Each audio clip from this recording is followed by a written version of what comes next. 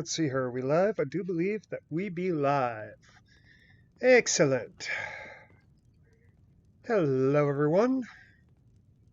And don't tell me there's actually people already in this stream. That's kind of scary. Anyway, hello, everyone. Welcome to the stream. In case you didn't notice, I am Dagunite, and oddly enough, I don't have anybody with me this time.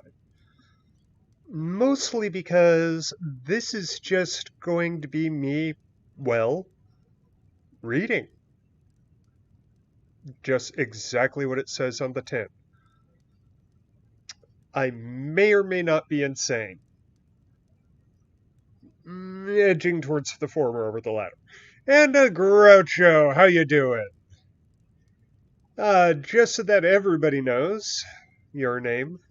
Wait, no. Anyway, just so that everybody knows some things that are going to be involved with this.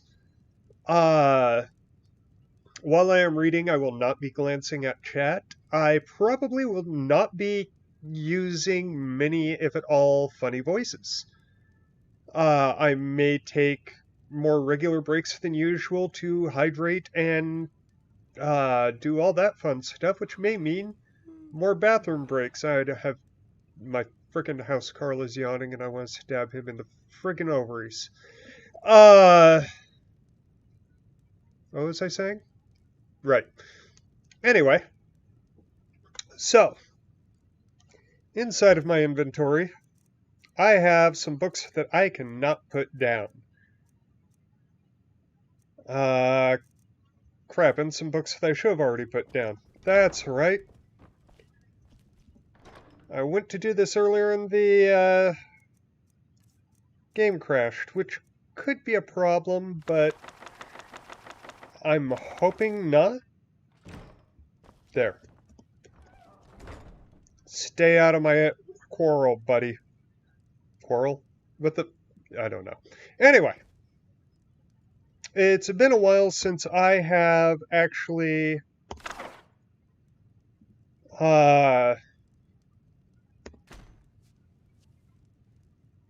streamed, so I figured that this would be a good, easy, non-painful way for me to get into it. So, from the top, let's begin. With the 16 Accords of Madness, Volume 6. No author or anything, which is kind of annoying. Oh, yes, I reserve the right to pause my reading at any point in time to make smart-ass comments. Groucho is most likely going to die. We'll get into that later. Oh, right, I also reserve the right to mispronounce anything and everything as I see fit. Yes, Groucho, putting the stuff in the thing is an excellent start. Anyway, Hircine's Tale. Ever proud and boastful, Oblivion's mad prince stood on the 5th day of mid-year among the frigid peaks of Skyrim, and beckoned forth Hircine for parley. Hey, Brookie, welcome to the stream. The huntsman god materialized, for this was his day, and the boldness of Sheogorath intrigued him. Wry without equal, Sheogorath holds his realm Giggling Loon. Sheogorath holds in his realm Giggling Loons, flamboyant auteurs, and craven mutilators. By Doritos. Fuck me, this is going to be harder than I thought. The Mad Prince will apply profitless bargains and promote senseless bloodshed for nothing more than the joy of another's confusion, tragedy, or rage. Yes, there's 2 D's in tragedy now. So it was that Sheogorath had set a stage on which to play himself as a rival to Hircine.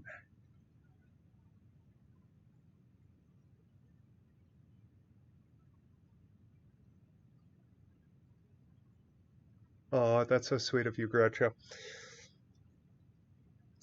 Without haste, the coy prince offered his contest. Each prince was to groom a beast to meet at this place again, 3 years to the hour, and do fatal battle. Expressionless behind his fearsome countenance, Hircine agreed, and with naught but a dusting of snow in the drift, the princes were gone to their realms. Confident, but knowing that Shigarath was for a trickster, Hircine secretly bred an abomination in his hidden realm. An ancient Daedroth he summoned, and imbibed it with the foul curse of lycanthropy. Of pitch heart and jagged fang, the unspeakable horror had no peer, even among the great hunters of Hircine's sphere. In the 3rd year, on the given day, Hircine returned, where Shigarath leaned cross-legged on a stone, whistling with idle patience. The prince of the hunt struck his spear to the ground, bringing forth his unnatural snarling behemoth. Doffing his cap, sly as ever, Shigarath stood and stepped aside to reveal a tiny, colorful bird perched atop the stone. Demurely, it chirped in the bristling gusts, scarcely audible. In a twisted, springing heap, the Daedroth was upon the stone, leaving only rubble where the boulder had been. Thinking itself victorious, the monster's bloodied maw curled into a mock grin, when a subdued song drifted in the crisp air. The tiny bird hopped along the snout of the fearsome Daedroth. Shigarath looked on, quietly mirthful, as the diminutive creature perched at a bit of detritus caught in the scales betwixt the fiery eyes of the large beast. Picked. Okay. Okay, give me a moment. I want to catch up. Hey, John, we're reading. We're reading. That's what's going on. And JPick, hello. We're reading. We're reading. That's what's going on, JPick. I'm sorry. And it's a Clem. Welcome, my friend. We're reading, Clem. If you haven't caught on yet, we're reading.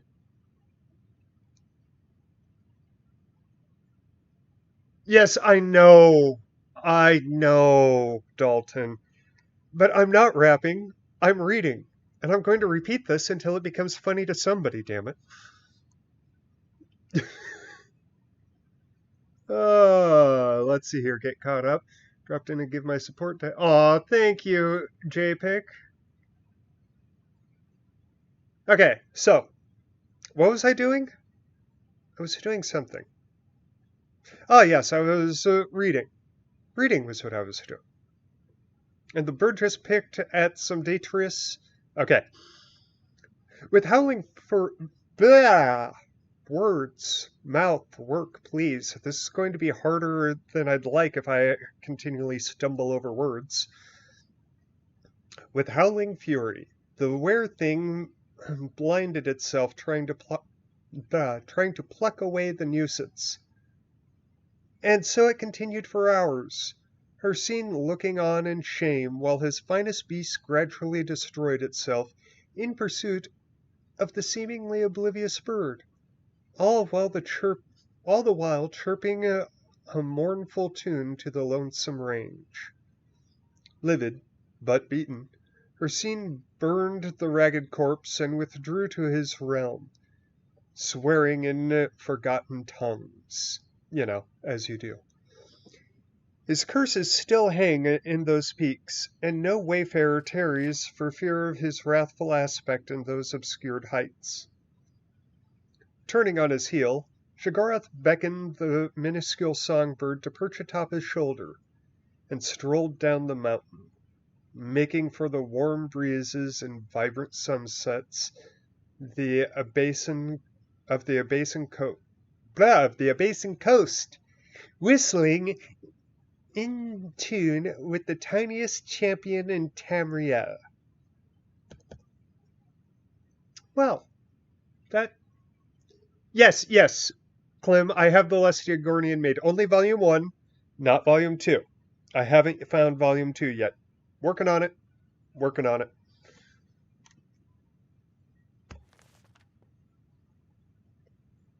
So, next up. Yes, this is probably going to be 2 or 3 hours until I've had enough and just want to move and just want to end the stream. So, just a fair warning. So prepare for me stumbling over words, saying weird things, and giving weird commentary. Because, I'm reading. First Seed, Book 3 of 2920, The Last Year of the First Arrow, by Karlovac Townway. I hate these fonts. 15, First Seed, 2920. Carsuvio, Cyrodiil. From their vantage point, high in the hills, the Emperor Riemann III could still see the spires of the imperial city, but knew he was far away from hearth and home. Lord Glavius had a luxurious villa, but it was not close to being large enough to house the entire army within its walls. Tents lined the hillsides, and the soldiers were flocking to enjoy his lordship's famous hot springs. Little wonder. Winter chills still hung in the air.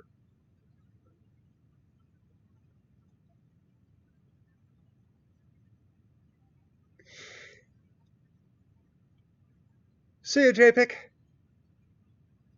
Prince Julik, your son, is not feeling well. When Potentate...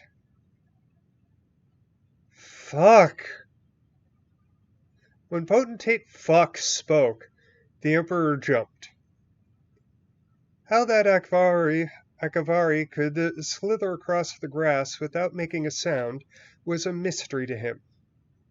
Poisoned, I'd wager, grumbled Riemann. See to it he gets a healer.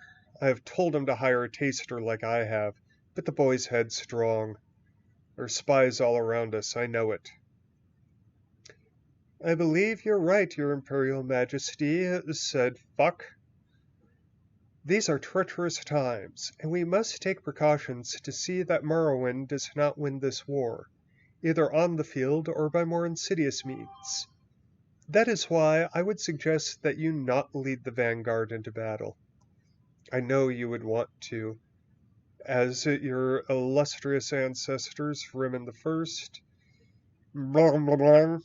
and Riemann II did, but I fear it would be foolhardy.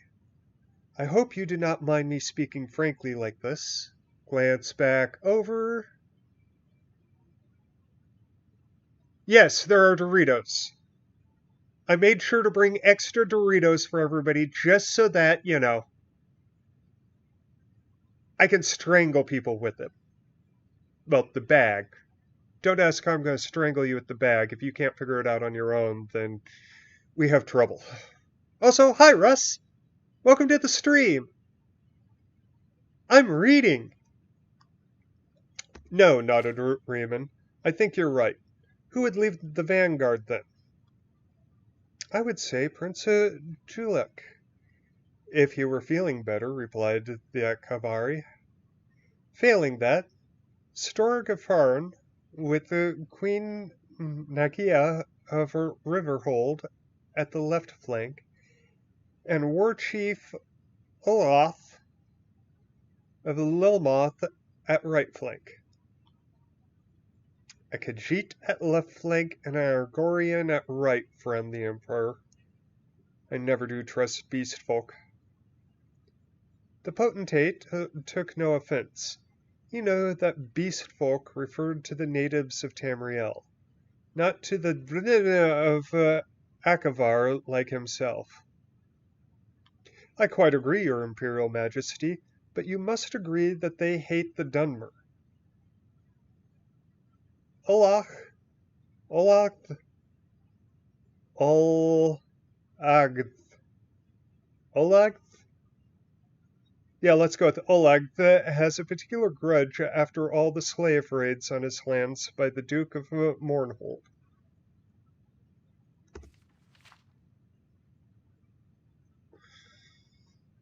The Emperor conceded it was so, and the potentate retired. It was surprising, thought Remen, but not for the first time. The potentate seemed trustworthy. He was a good man to have on one side. So, that's on that being foreshadowing. Anybody? Anybody? And trust me, Dalton, it's only going to get worse as I get more exhausted from all this reading. You're going to need that alcohol more and more. 18, First Seed, 2920. Old Earl Urfaud? Old Urfaud Morrowind. How far is the Imperial Army? Asked Vivek. 2 days' march, replied his lieutenant. If we march all night tonight, we can get higher ground at the Dry Eye? Let's go with Dry Eye. Tomorrow morning. Our intelligence tells us the Emperor will be commanding the rear. Storg of Faerun has the vanguard, Nagia of Riverhold at left flank, and Olaf, I can't remember how I agreed to pronounce his name. So Olgi of Lilmoth at right flank. Ologth, whispered Vivek, forming an idea. Is this intelligence reliable? Who brought it to us? A Briton spy in the Imperial Army, said the lieutenant, and gestured towards a young sandy-haired man who stepped forward and bowed to Vivek. What is your name, and why is a Briton working for us against the Cyrodiils? Asked Vivek, smiling.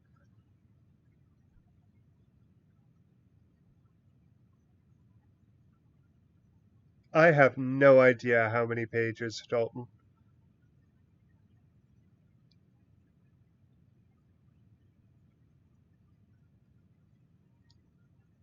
But, Groucho,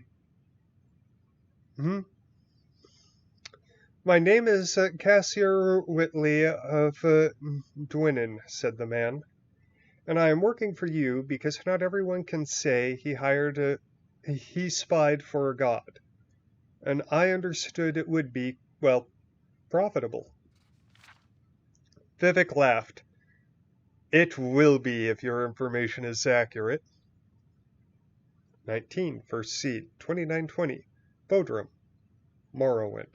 See, Bodrum, that's a word I can pronounce. That's a word that I look at and immediately go, yes, I can read this. See, Clinton, I can read this. I can, see? I'm reading. The quiet hamlet of Bodrum looked down on the meandering river, the Dry Eye. It was an idyllic site, lightly wooded, where the water took the bend around a steep bluff, to the east with a gorgeous wildflower yes, wildflower meadows. Remember that. To the west. The strange flora of Morrowind met the strange flora of Cyrodiil on the border and commingled gloriously. There will be time to sleep when you're finished. The soldiers had been hearing that all morning. It was not enough that they had been marching all night. Now they were chopping down trees on the bluff and damming the river so its water spilled over. Most of them had reached the point where they were too tired to complain about being tired. "Let me be certain I understand, my lord," said Vivek's lieutenant. "We take the bluff so we can fire arrows and spells down on them from above. That's why we need all the trees cleared out. Damming the river floods the plains below so that they'll be trudging through the mud, which should hamper their movement."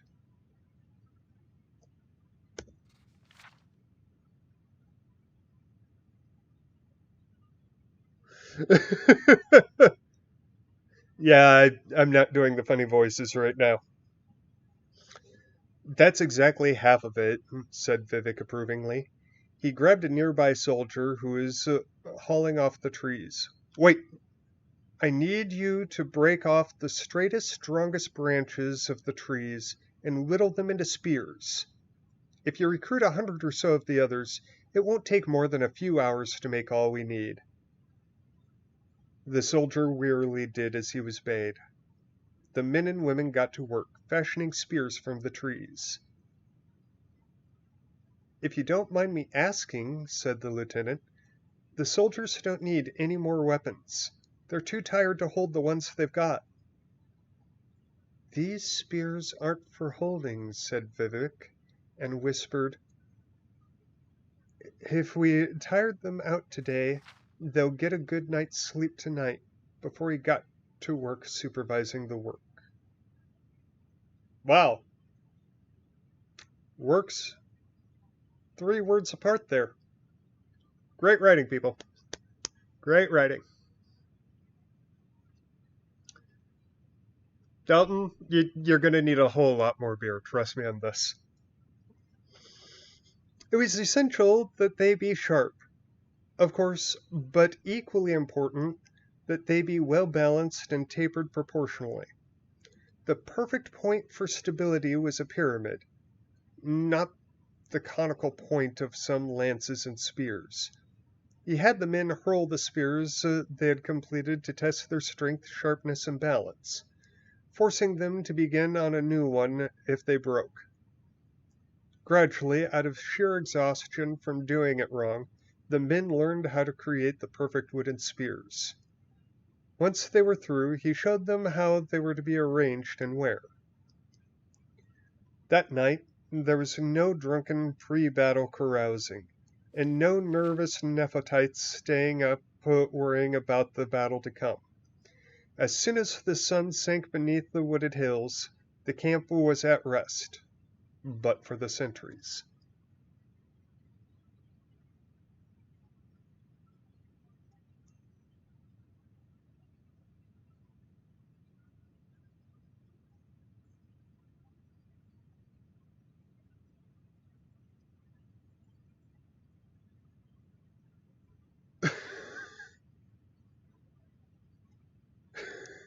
Good. Hey, sometimes we all need help getting to sleep. Miramore was exhausted. For the last 6 days, he had gambled and whored all night and then marched all day. He was looking forward to the battle, but even more than that, he was looking forward to some rest afterwards. He was in the Emperor's command at the rear flank, which was good because it seemed unlikely he would be killed. On the other hand, it meant traveling over the mud and waste the army left ahead in their wake. The army ahead left in their wake.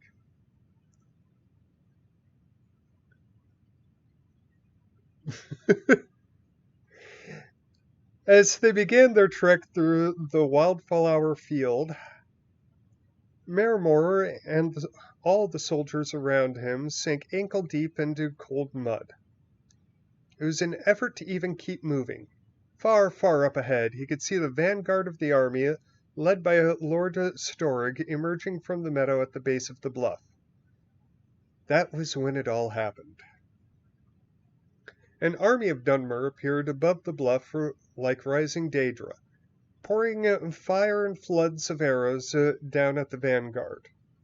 Simultaneously, a company of men bearing the flag of Duke of Mournhold galloped around the shore, disappearing along the shallow river's edge where it dipped into a timbered glen to the east. War Chief Olath, nearby on the right flank, let out a bellow of revenge at the sight and gave chase. Queen Nagia sent her flank towards the embankment to the west to intercept the army on the bluff. The Emperor could think of nothing to do. His troops were too bogged down to move forward quickly and join the battle. He ordered them to face east towards the timber, in case Mournhold's company was trying to circle around through the woods. They never came out, but many men, facing west, missed the battle entirely. Miramor kept his eyes on the bluff. A tall Dunmer he supposed must have been Vivek, gave a signal, and the battle mages cast their spells at something to the west. From what transpired, Miramor deduced it was a dam. A great torrent of water spilled out, washing Nagia's left flank into the remains of the vanguard and the two together down the river to the east. The Emperor paused, as if waiting for his vanquished army to return, and then called a retreat. Miramor hid in the bushes until they had passed by, and then waded as quietly as he could to the bluff. The Morrowind army was retreating as well back to their camp. He could hear them celebrating above him as he padded along to shore. To the east, he saw the Imperial army. They had been washed into a net of spears and strung across the river. Nagia's left flank on Storg's vanguard, and Olgath's right flank, bodies of hundreds of soldiers strung together like beads. Miramor took whatever valuables he could carry from the corpses and then ran down the river. He had to go many miles before the water was clear again, unpolluted by blood.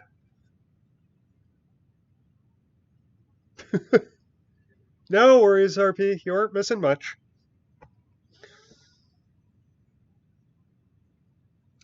You have a letter from the Imperial City, said the chief priestess, handing the parchment to Corda. All the young priestesses smiled and made faces of astonishment, but the truth was that Corda's sister Rija wrote very often, at least once a month. Corda took the letter to the garden to read it, her favorite place, an oasis in the monochromatic, sand-colored world of the... That's a word and a half, conservatorium.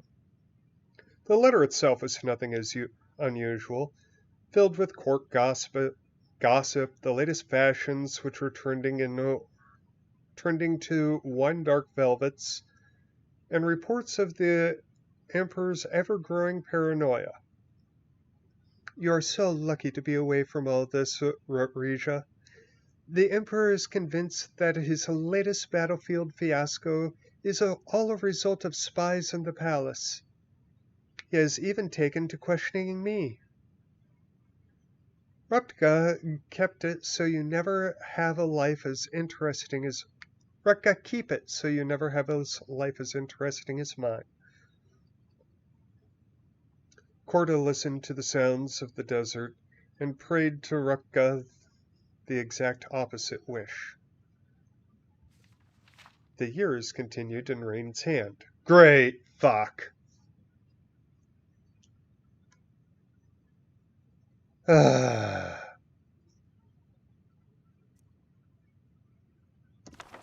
Who knows how much I've missed now.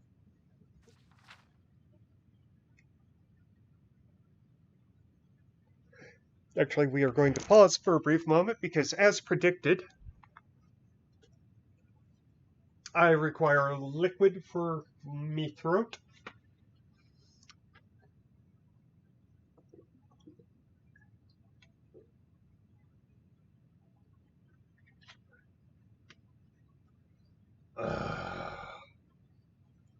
Just what you always wanted. in a stream. A guy terribly butchering the things that he's reading, plus sounds of him drinking. Brilliant. Brilliant. Brilliant. You may want to get a snack and a drink. Dalton may want another 5 beers. Just throwing that out there. It's only going to get worse from here.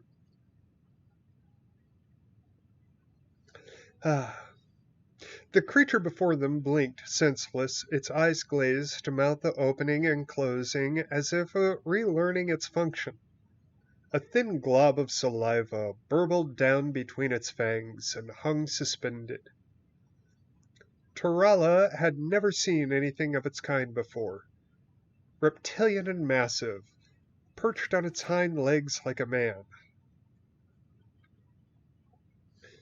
Menestra applauded enthusiastically. "My child," she crowed, "you have come so far in so short a time. What were you thinking when you summoned this Daedroth?" "Hello, Fergie. Welcome to the stream.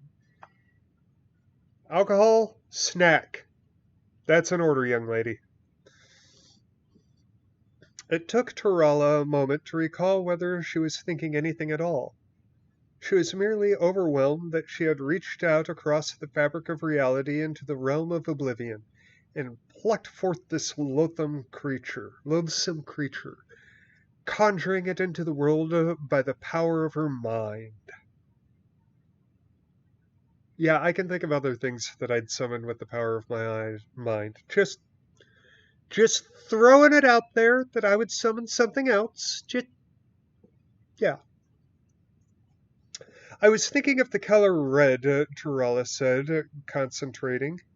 "The simplicity and clarity of it. And then I desired and spoke the charm. And this is what I conjured up." "Desire is a powerful force for a young witch," said Ministra. These frickin' names are going to kill me. "And it is well matched in this instance. For this Daedroth is nothing if not a simple force of the spirits. Can you release your desires easily?" Tarala closed her eyes and spoke the dismissal invocation. The monster faded away like a painting in sunlight, still blinking confusedly. Ministera embraced her dark elf pupil, laughing with delight. "I never would have believed it. A month and a day you've been with the Coven, and you've already far more advanced than most of the women here. There is powerful blood in you, Tarala. You touch spirits like you are touching a lover. You'll be leading this Coven one day. I have seen it." And pause to catch back up on chat.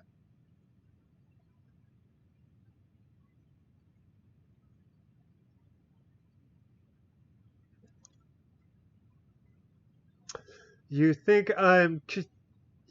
Fergie! Fergie, right now don't do this to me! Fergie! You can't go blither blather on me. I'm reading too much blither blather right now."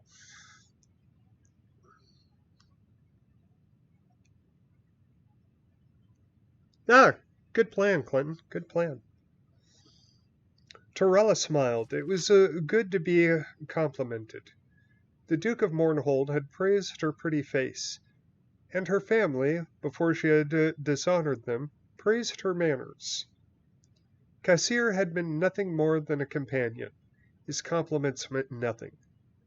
But with the Ministera, she felt she was home. "You'll be leading the Coven for many years yet, great sister," said Torella. "I certainly intend to. But the spirits, while marvelous companions and faultless tellers of truth, were often hazy about the when and how. You can't blame them, really. When and how mean so little to them. Menestira opened the door to the shed, allowing the brisk autumn breeze to dispel the bitter and fetid smells of the day drop. Enunciation. Now, I need you to run an errand to Wayrest. It's only about a week's ride there and a week's ride back. Bring Doriatha and Salafina with you. These fucking names. These fucking names. As much as we try to be self-sufficient, there are herbs we can't grow here. We seem to run through an enormous quantity of gems in no time at all. It's important that the people of the city learn to recognize you as one of the wise women of the... Fuck me! Skeffington. Like, all of the syllables of that word just sort of blur together in my mind, in my eyes. And I can't begin to... Oh, hi, Slacker! Begin to even describe how much this fucks with me.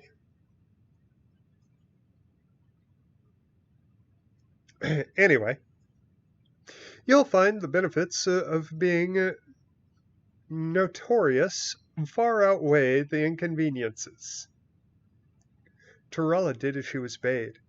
As she and her sisters climbed aboard their horses, Menestira brought her child, little 5-month-old Bosriel, to kiss her mother goodbye.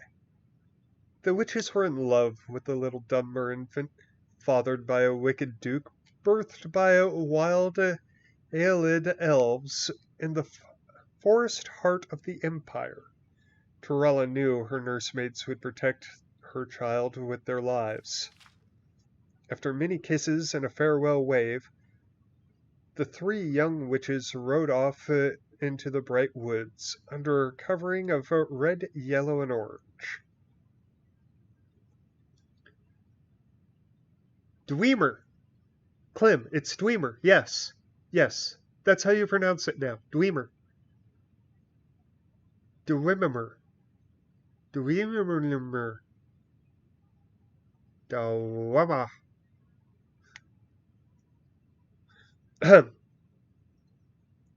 For a midday evening, the least loved porcupine tavern? Fergie, write this shit down. Least loved porcupine. Anyway, was fairly crowded. A roaring fire in the pit in the center of the room cast an almost sinister glow on all the regulars, and made the abundance of bodies look like a punishment tapestry inspired by the Arcturian heresies. Cassir took his usual place with his cousin and ordered a flagon of ale. "Have you been to see the Baron?" asked Paliath. "Yes. He may have work for me in the palace of Urvius.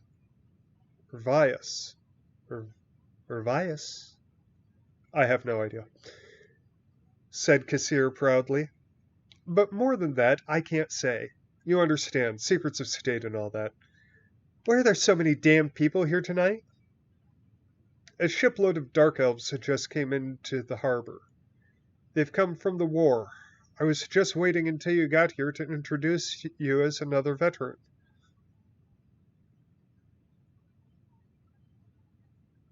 "Hey, Nikita!"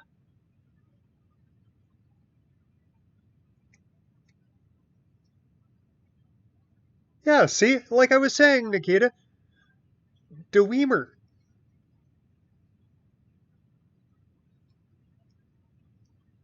"Oh, thank you, Nikita. And thankfully, this is going to be a stream where all that you got to do is listen." Huzzah! Cassir blushed, but regained his composure enough to ask, "What are they doing here? Has there been a truce?" "I don't know the full story," said Paleth. But apparently, the Emperor and Vivek are in negotiations again. These fellas here have investments they were keen to check on, and they've figured things on the bay were quiet enough. But the only way we can get the full story is to talk to the chaps.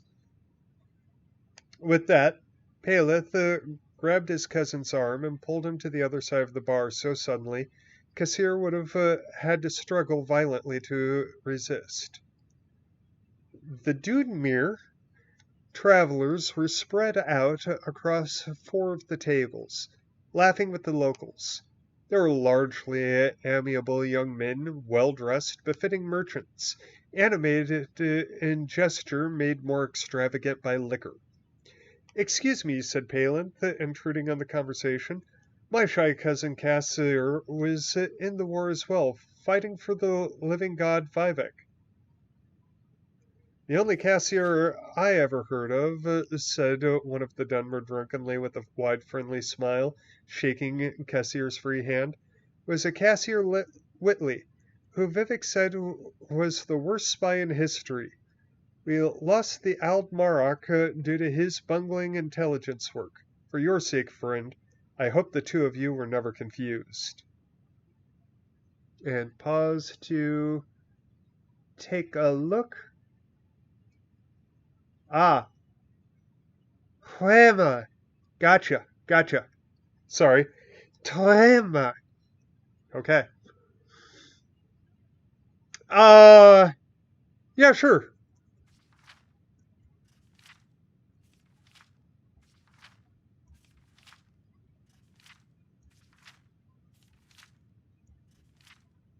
Oh, only 9 pages, RP.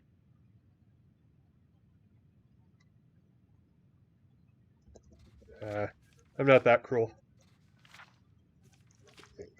Wait. Let's go back because 1, 3, 4.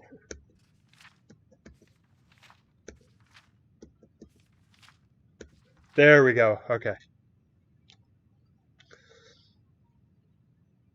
Cassir smiled and listened as the lout told the story of his failure with the bountiful exaggerations which caused the table to roar with laughter. Several eyes looked his way, but none of the locals sought to explain that the fool of the tale was standing at attention. The eyes that stung the most were his cousin's. The young man who had believed he had returned to Dwynwen, a great hero. But some point, certainly, the Baron would hear about it. His idiocy increased manifold with each retelling. With every fiber of his soul, Cassir cursed the living god Vivek.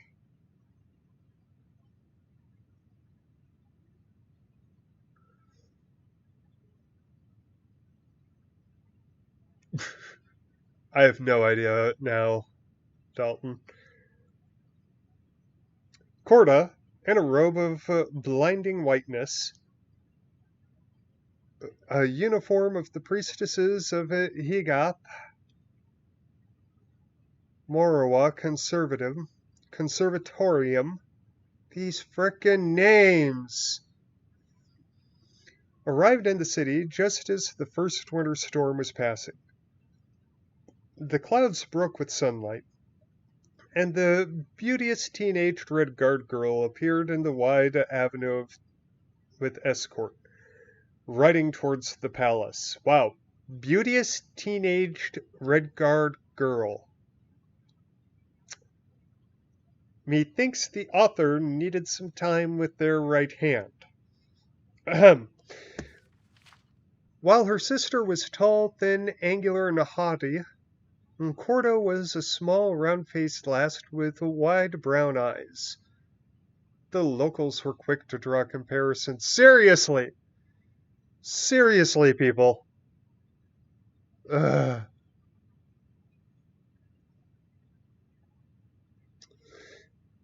Not a month after Lady Reja's execution, muttered a housemaid, peering out the window and wrinkling and winking to her neighbor. And not a month out of the nunnery either, the other woman agreed, reveling in the scandal. This one's in for a ride. Her sister weren't no innocent, and look where she ended up. Oh my. Cassier stood on the harbor and watched the early sleet fall on the water. It was a pity, he thought, that he was prone to seasickness. There was nothing for him now in Tamriel, to the east or to the west. Vivek's tale of his poor spycraft had spread to taverns everywhere. The Baron of Dwinnen had released him from his contract. No doubt they were laughing about him in Daggerfall too, and Dawnstar, and Lilmoth, Remen, Greenheart, and probably Akavir, and Yakuta for all that matter. I mean, why not? These are all just syllables to me. Perhaps it was best to drop into the waves and sink. The thought, however, did not stay long in his mind. It was not despair that haunted him, but rage. Impotent fury he could not assuage. "Excuse me, sir," said a voice behind him, making him jump.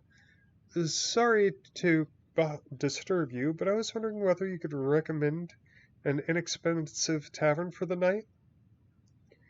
It was a young man, a Nord. Wait, a Nord is that polite?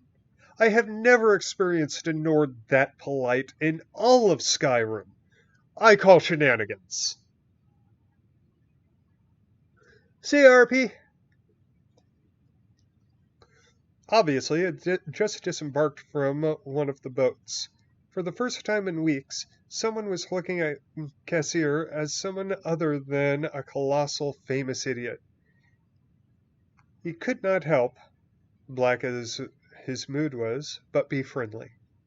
"You've just arrived from Skyrim?" "No, sir, that's where I'm going," said the fellow. "I'm working my way back home. I come from Sentinel, and before that Stras Mackay, and before that Woodhearth and Valenwood, and before that Aterium in Somerset. Welleg's my name." Cassier introduced himself and shook Welleg's hand. "Did you say you came from Atrium? Are you a Psijic?" "No, sir, not anymore," the fellow shrugged. "I was expelled." "Do you know anything about summoning Daedra? You see, I want to cast a curse against a particularly powerful person. One might say a living god, and I haven't had any luck. The Baron won't allow me in his sight, but the Baroness has sympathy for me and allowed me the use of their summoning chambers," Cassier spat. "I did all the rituals, made sacrifices, and nothing came of it." "That'd be because of Satha Sil, my old master," replied Wellig with some bitterness. "The Daedric princes have agreed not to be summoned by any amateurs, at least until the war ends. Only the Psijics may counsel with the Daedra, and a few nomadic sorcerers and witches." "Witches, did you say?" "Witches, you say?"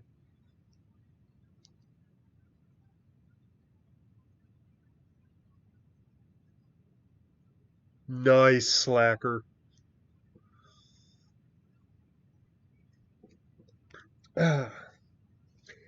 Pale sunlight flickered behind the mist, bathing the forest as Doratha and Celafina drove their horses on. The ground was wet with a thin layer of frost, and laden down with goods. It was a slippery way over unpaved hills. Torella tried to contain her excitement about coming back to the Coven. Wayrest had been an adventure, and she adored the looks of fear and respect the city folk gave her. But for the last few days, all she could think of was returning to her sisters and her child. A bitter wind whipped her hair forward so she could see nothing but the path ahead. She did not hear the rider approach to her side until he was almost upon her. When she turned and saw Cassier, she shouted with as much surprise as pleasure at meeting her old friend. His face was pale and drawn, but she took it to be merely from travel. "What brings you back to Frigus?" She smiled. "Were you not treated well in Drennan?"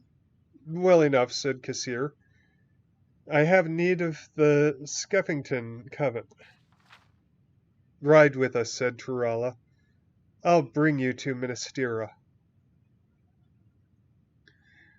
The four continued on, and the witches regaled Cassir with tales of Wayrest. It was evident that it was also a rare treat for Doriatha and Salafina to leave old Barnum's farm. Barbin's farm. Barbin. Okay. They had been born there as daughters and granddaughters of Skeffington Riches? Wow. Come on, Dag. Come on. Work, mouth, work. That's what she said. Ordinary High Rock City life was exotic to them as it was to Thurala. Cassir said little, but smiled and nodded his head, which was encouragement enough. Thankfully, none of the stories they had heard were about his own stupidity. At the very least, they did not tell him. Doriatha was in the midst of a tale she had heard in a tavern about a thief who had been locked overnight in a pawn shop there when they had crossed over a familiar hill. Suddenly, she halted in her story. The barn was supposed to be visible, but it was not. The other three followed her gaze into the fog, and a moment later they rode as fast as they could towards what was once the site of the Skellington Coven. The fire had long since burned out. Nothing but ashes, skeletons, and broken weaponry remained. Cassir recognized at once the signs of an orc raid. The witches fell from their horses, racing through the remains, wailing. Salafina found a tattered, bloody piece of cloth that she recognized from Ministera's cloak. She held it to her ashen face, sobbing. Turella screamed for Bosriel, but the only reply was the high whistling wind through the ashes. "Who did this?" she cried, tears streaking down her face. "I swear I'll conjure up the very flames of oblivion. What have they done with my baby?" "I know who did it," said Cassir quietly, dropping from his horse and walking towards her. "I've seen these weapons before. I fear I met the very fiends responsible in Dwynnon, but I never thought that they'd find you. This is the work of assassins hired by the Duke of Mournhold." He paused. The lie came easily. Adopt and improvise. What's more, he could tell instantly that she believed it. Her resentment over the cruelty of the Duke had shown her, had quieted, but never disappeared. One look at her burning eyes told him she would summon the Daedra to wreak his and her revenge upon Morrowind. And what's more, he knew they'd listen. And listen they did. For the power that is greater than desire is rage, even rage misplaced. And that's it for that one. We have 600 more 2920 books to go. Holy fuck. What the hell was I thinking? I'm an idiot. Book 9 of 2020. Okay, Book 9 of 2020. Book 9 of 2920. Wow.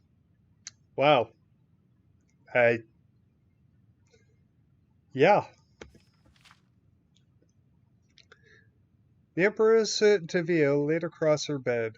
A hot late summer wind she could not feel banging against the shutters of her cell. to and fro against the iron bars.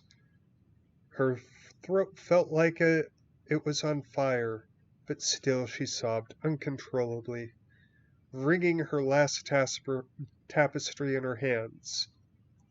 Her wailing echoed throughout the hollowed halls of Castle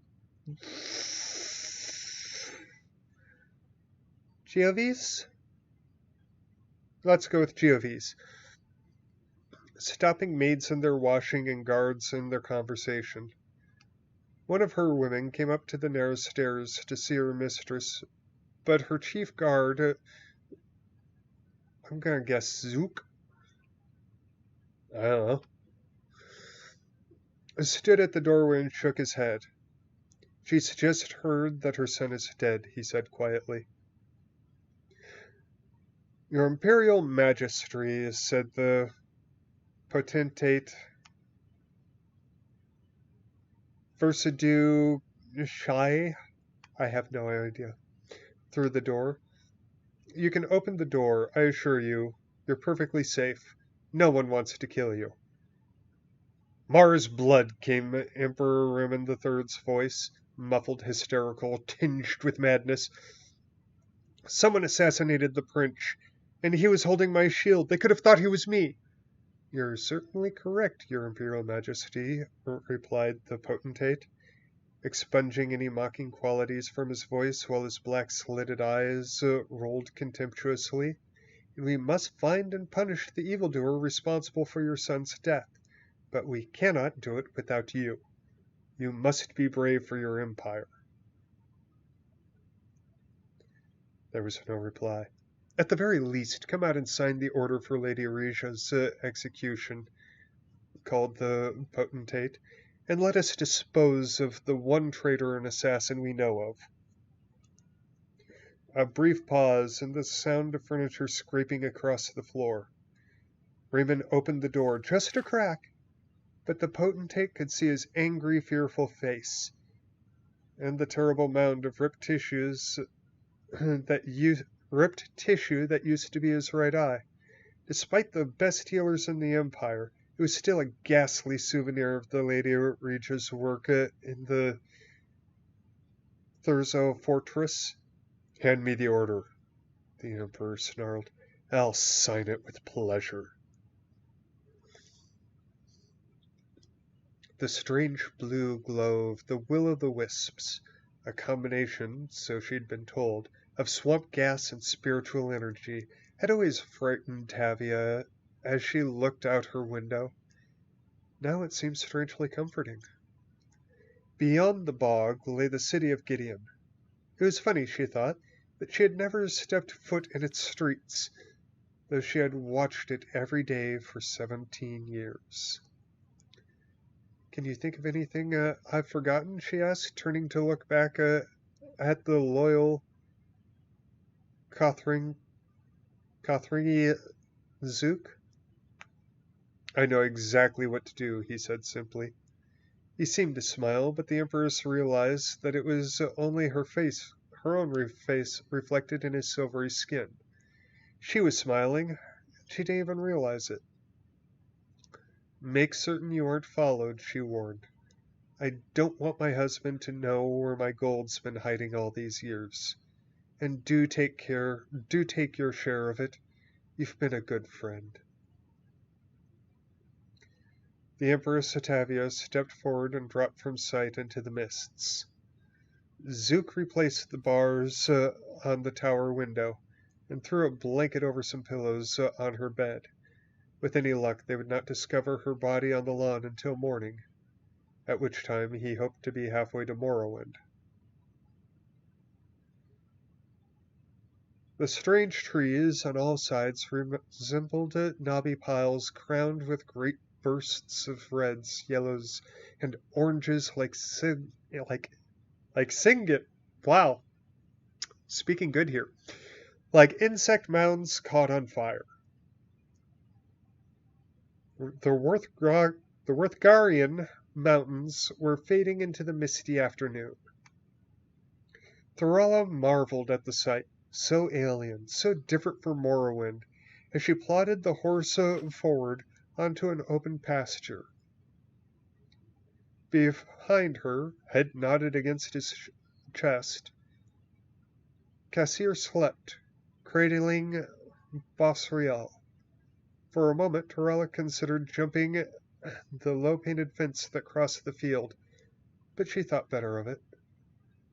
Let Cassier sleep for a few more hours before giving him the reins. As the horse passed onto the field, Torella saw the small green house on the next hill, half hidden in the forest.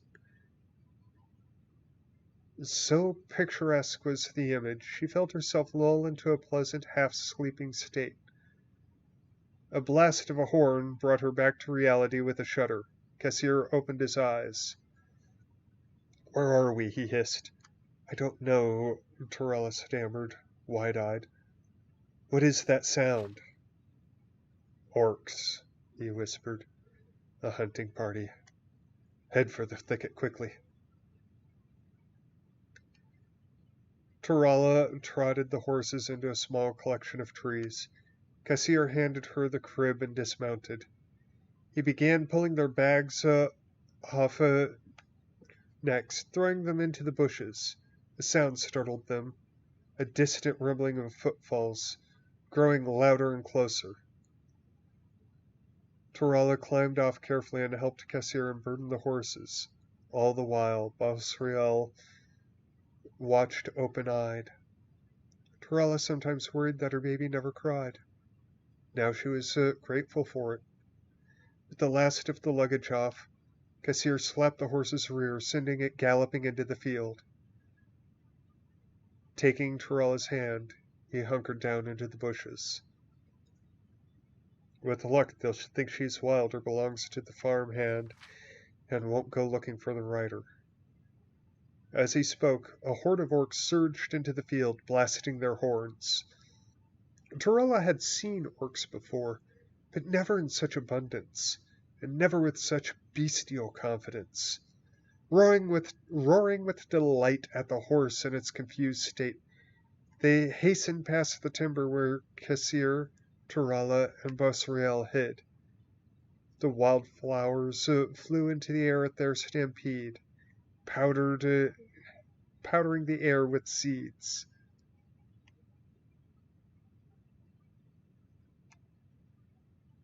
Torella tried to hold back a sneeze, and thought she succeeded. One of the orcs heard something, though, and brought another with him to investigate. Cassier quietly unsheathed his blade, mustering all the confidence he could. His skills, such as they were in spying, not combat, but he vowed to protect Torella and her babe as long as he could. Perhaps he would slay these two, he reasoned, but not before they cried out and brought the rest of the horde.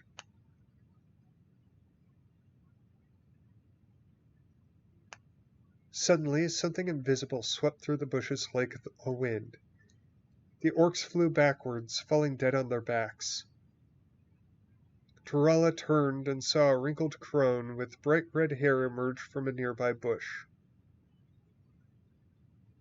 "I thought you were going to bring them right to me," she whispered, smiling. "Best come with me." Pause to catch up. Yep, I'm still at it. The three followed the old woman through a deep crevasse of bramble bushes that ran through the field towards the house on the hill. As they emerged on the other side, the woman turned to look at the orcs feasting on the remains of the horse, a blood-soaked orgy to the beat of multiple horns. "That horse yours?" she asked. When Cassier nodded, she laughed loudly. "That's rich meat, there it is. Those monstrels have bellyaches and flatulence in the morning. Serves 'em right." "Shouldn't we keep moving?" whispered Torella, unnerved by the woman's laughter. "They won't come here," she grinned, looking back at Bosriel, who smiled back. "They're too afraid of us." Torella turned to Cassier, who shook his head. "Witches. Am I correct in assuming that this is old Barnum's farm, the home of the Scaffington Coven? You are, Pet, the old woman giggled girlishly, pleased to be so infamous. I am Minister Skeffington. What did you do to those orcs? Asked Tarala. Back there in the thicket. Spirit fist to the right side of the head, Minister said, continuing to climb the hill. Ahead of them was the farmhouse grounds, a well, a chicken coop, a pond, women of all ages doing chores, the laughter of children at play. The old woman turned and saw that Tarala did not understand. Don't you have witches where you come from, child? None that I know of, she said. There are all sorts of magic wielders of magic in Tamriel, she explained. The Psijics study magic like it's their painful duty. The battle mages in the army, on the other hand, at the other end of the scale, hurl spells like arrows. We witches commune and conjure and celebrate. To fell those orcs, I merely whispered to the spirits of the air, Amaro, Pina, Talatha, the fingers of the Kennyarth? Canarith?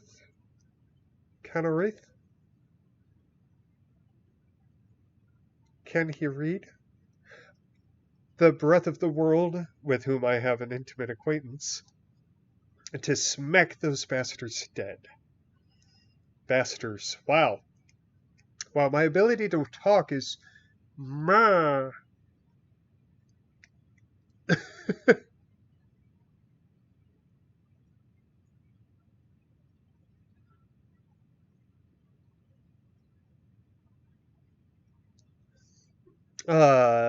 Where was I? You see, conjuration is not about might, or solving riddles, or agonizing over musty old scrolls. It's about fostering relations. Being friendly, you might say. Well, we certainly appreciate you being friendly with us, said Kassir. As well you might, coughed Ministria.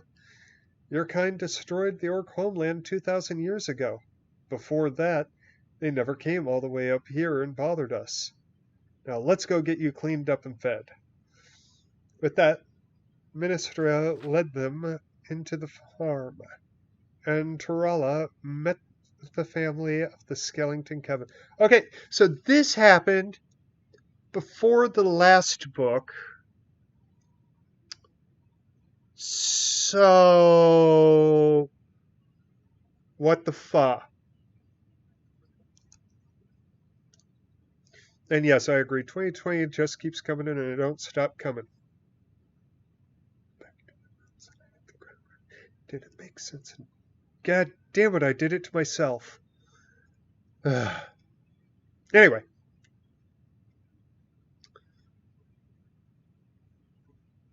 Oh, no, Russ. Russ.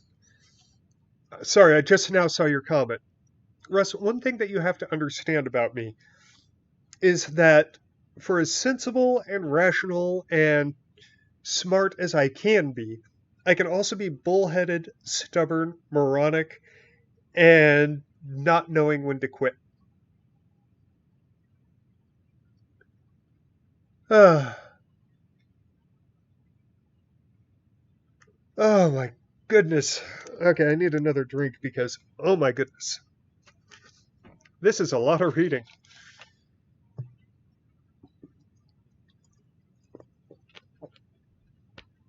Oh yeah, I sincerely doubt that I'm going to finish it all in one stream because, in all honesty, I'm pretty sure that if I tried to marathon every book that I have in Dagrim's collection, I would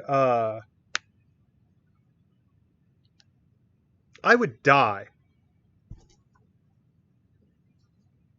I would be here for a week, droopy-eyed, unslept, unshaven, and unfed, going, direct quote that. Okay, continuing on.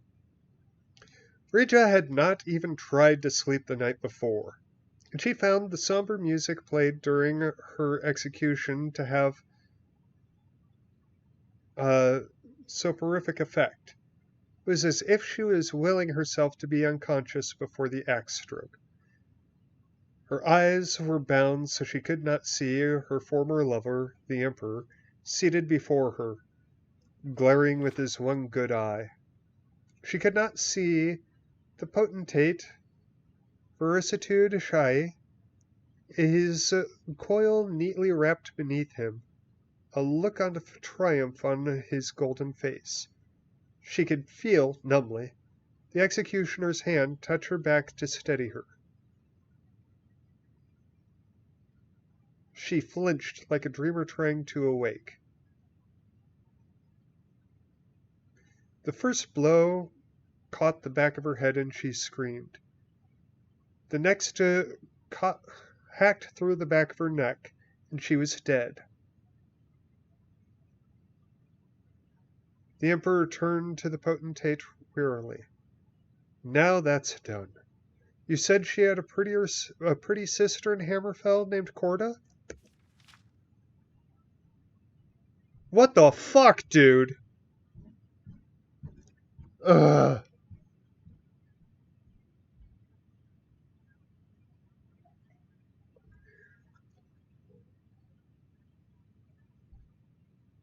Was that just the neighbor, or is somebody... I'm gonna assume that's the neighbor.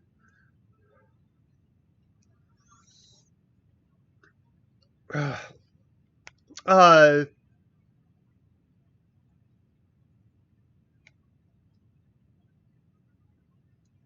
I could very well possibly go through my entire collection. We'll see. Though, oh, why, hello! Welcome to the stream! The most boring stream ever of all time. Trust me, it gets worse. Get ready to hear me stumble over fantasy words. Nikita, I'm going to be perfectly honest with you. I'm right there with you with fantasy tales. A lot of times, I don't actually read names. I read like the first three letters of a name, and then that's it. I'm done. I'm out. I get the first syllable, and I'm like, pfft, the rest of it is all gobbledygook. Okay, continuing on. The horse the witches had sold him was not as good as his old one, Kassir considered. Spirit worship and sacrifice and sisterhood might be all well and good for conjuring spirits, but it tends to spoil beasts of burden. Still, there was little to complain about. With the Dunmer woman and her child gone, he had made excellent time. Ahead were the walls surrounding the city of his homeland. Almost at once he was set upon by his old friends and family. "How went the war?" cried his cousin. "Is it true that Vivek signed a peace treaty with the prince, but the emperor refuses to honor it?" "That's not how it was it?" asked a friend, joining them. "I heard that the Dunmer had the prince murdered and then made up a story about a treaty, but there's no evidence for it." "Isn't there anything interesting happening here?" Kassir laughed. "I really don't have the slightest interest in discussing the war or Vivek." "You missed the procession of the Lady Corda," said his friend. "She came across the bay with full entourage and then east to the Imperial City." "But that's nothing." "What was Vivek like?" asked his cousin eagerly. "He's supposed to be a living god." "If Shigorath steps down and they need another god of madness, he'll do," said Kassir haughtily. "And the woman?" asked the lad, who had only ever seen Dunmer ladies on very rare occasions. Kassir merely smiled. Torella Skeffington flashed into his mind for an instant before fading away. She would be happy with the coven, and her child would be well cared for. But they were part of the past now, a place in a war he wanted to forget forever. Dismounting his horse, he walked into the city, chatting of trivial gossip, of life on the Iliac Bay. Oh, thank God, we finally finished a book again. There's only 800 more to go.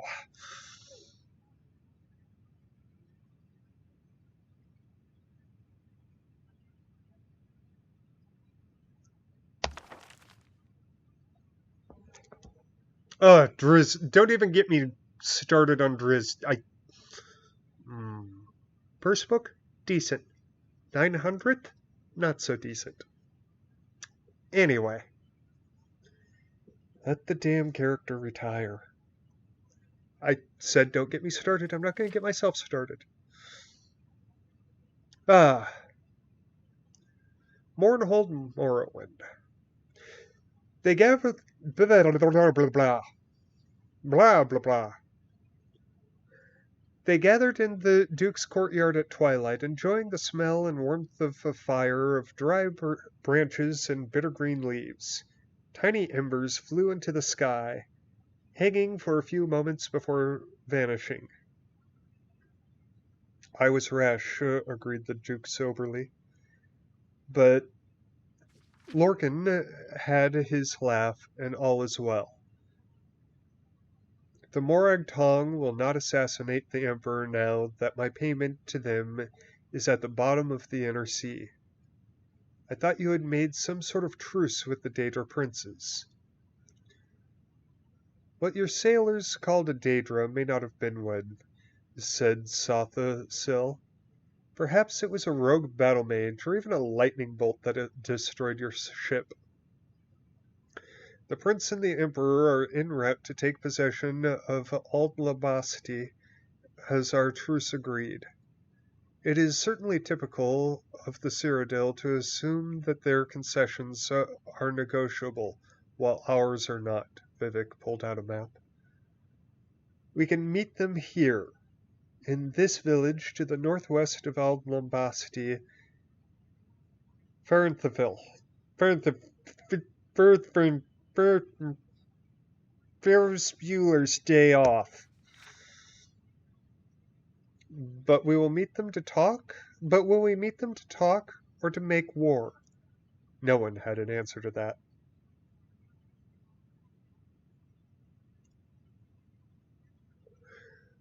A late summer squall blew through the small village, darkening the sky except for flashing of a light which leapt wow, I really can't talk suddenly. Which leapt from cloud to cloud like acrobats. Water rushed down the narrow streets ankle deep, and the prince had to shout to be heard by his captains. But a few feet away. There's an inn up ahead.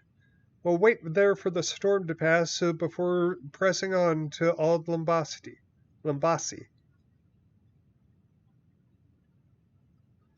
The inn was warm and dry, and bustling with business. Barmaids were rushing back and forth, bringing grief and wine to a back room, evidently excited about a famous visitor. Someone who is attracting more attention than the heir to the Empire of Tamriel. Amused, Juliak watched them run until he overheard the name of Vivek. My Lord Vivek, he said, bursting into the back room.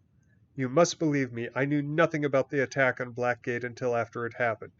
We will, of course, be returning it to your care forthwith. I wrote you a letter to that effect at your palace in Balmora, but obviously you're not there. He paused, taking in the many new faces in the room. I'm sorry, let me introduce myself. I'm Juliak Saradil. My name is Almexia. Almalexia? Said Alma. Her name's Alma now. Said the most beautiful woman the prince had ever seen. Why don't you join us? Sothasil, said a serious-looking Dunmer in a white cloak, shaking the prince's hand and showing him a seat. Indoril Brindisi Dorum, Duke Prince of Mournhold, said the massively built man next to him as he sat down. I recognize that the events of the last month might suggest, at best, that the Imperial army is not under my control, said the prince after ordering some wine. This is true. The army is my father's. I understand that the Emperor was going to be coming to Ald Limbasia as well. Officially, he is, said the prince cautiously. Unofficially, he's still back at the Imperial City. He's met with an unfortunate accident. Vivek glanced at the Duke quickly before looking at the prince. An accident? He's fine, said the prince quickly. He'll live, but looks like he'll lose an eye. It was an altercation that has nothing to do with the war. The only good news is that while he recovers, I have the use of his seal. Any agreement we make here now will be binding to the Empire, both in my father's reign and in mine. Then let's start agreeing, smiled Alma. Alma Alexia. Ha! Ha ha ha ha! Gotcha, bitch!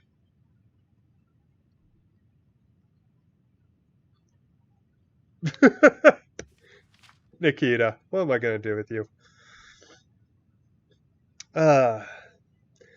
The tiny hamlet of Rathanaga greeted Kasir with its colorful houses perched on a... Wait a minute. We're going back in time again. Right? Anyway. The tiny hamlet of Rathanaga greeted Kasir with its colorful houses perched on a promontory overlooking the stretch of the Rothgarian mountain plain and high rock beyond. Had he been in a better mood, the sight would have been breathtaking. As it was, he could only think that, in practical terms, a small village like this would have meager provisions for himself and his horse. He rode down into the main square, where an inn called the Eagle's Cry stood. Directing the stable boy to Directing the stable boy to house and feed his horse, Kasir walked into the inn and was surprised by its ambiance. A minstrel he had heard play once in Gliverdale was performing a jaunty old tune to the clapping of the mountain men. Such forced merriment was not what Kasir wanted at that moment. A glum dumber woman, who was seated at the only table far from the noise, so he took his drink there and sat down without invitation. It was only when he did so that he noticed that she was holding a newborn baby. I've just come from Morrowind, he said, and rather awkwardly lowering his voice. I've been fighting for Vivek and the Duke of Mournhold against the Imperial army. A traitor to my people, I guess you'd call me. I am also a traitor to my people, said the woman, holding up her hand, which was scarred with a branded symbol. It means I can never go back to my homeland. Well, you're not thinking of staying here, are you? Laughed Kasir. It's certainly quaint, but come wintertide, there's going to be snow up to your eyelashes. It's no place for a new baby. What's her name? Bosriel. It means beauty of the forest. Where are you going? Dwinnen, on the Bay of High Rock. You're welcome to join me. I could use the company. He held out his hand. Kasir Whitley. Torella, said the woman after a pause. She was going to use her family's name at first, as is tradition, but she realized that was no longer her name. I would love to accompany you. Thank you. Oh, that's how they met. Yay! We're piecing together a timeline here. Book's out of order. Fuck the world. 5 men and 2 women stood in silence at the great room of the castle. The only sound, the scroll of quill on parchment and the gentle tapping of rain on a large picture window. As the prince set the seal of Cyrodiil on the document, the peace was made official. The Duke of Mournhold broke out in a roar of delight, ordering wine brought in to commemorate the end of 80 years of war. Only Saltha Sill stood apart from the group. His face betrayed no emotion. Those who knew him best knew he did not believe in endings or beginnings, but in the continuous cycle of which this was but a small part. "My prince," said the castle steward, unhappy at breaking the celebration, there is a message here from your mother, the Empress. He asked to see your father, but as he did not arrive, Juliak excused himself and went to speak with the messenger. "The Empress does not live in the imperial city?" asked Vivek. "No," said Almalexia, shaking her head sadly. "Her husband has imprisoned her in Black Marsh, fearing that she was plotting a revolution against him. She is wealthy and has powerful allies in the western Colovian estates, so he could not marry another or have her executed. They've been at an impasse for the last 17 years since Juliak was a child." The prince returned a few minutes later. His face betrayed his anxiety, though he took troubles to hide it. "My mother needs me," he said simply. "I'm afraid I must leave at once. If I may have a copy of the treaty, I will bring it with me to show the Empress the good we have done today. Then I will carry it on to the imperial city, so that may be made official."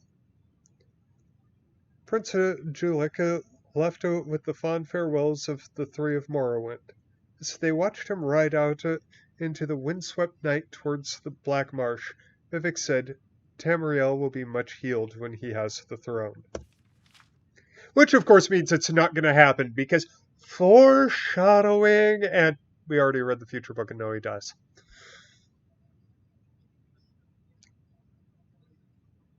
Ugh.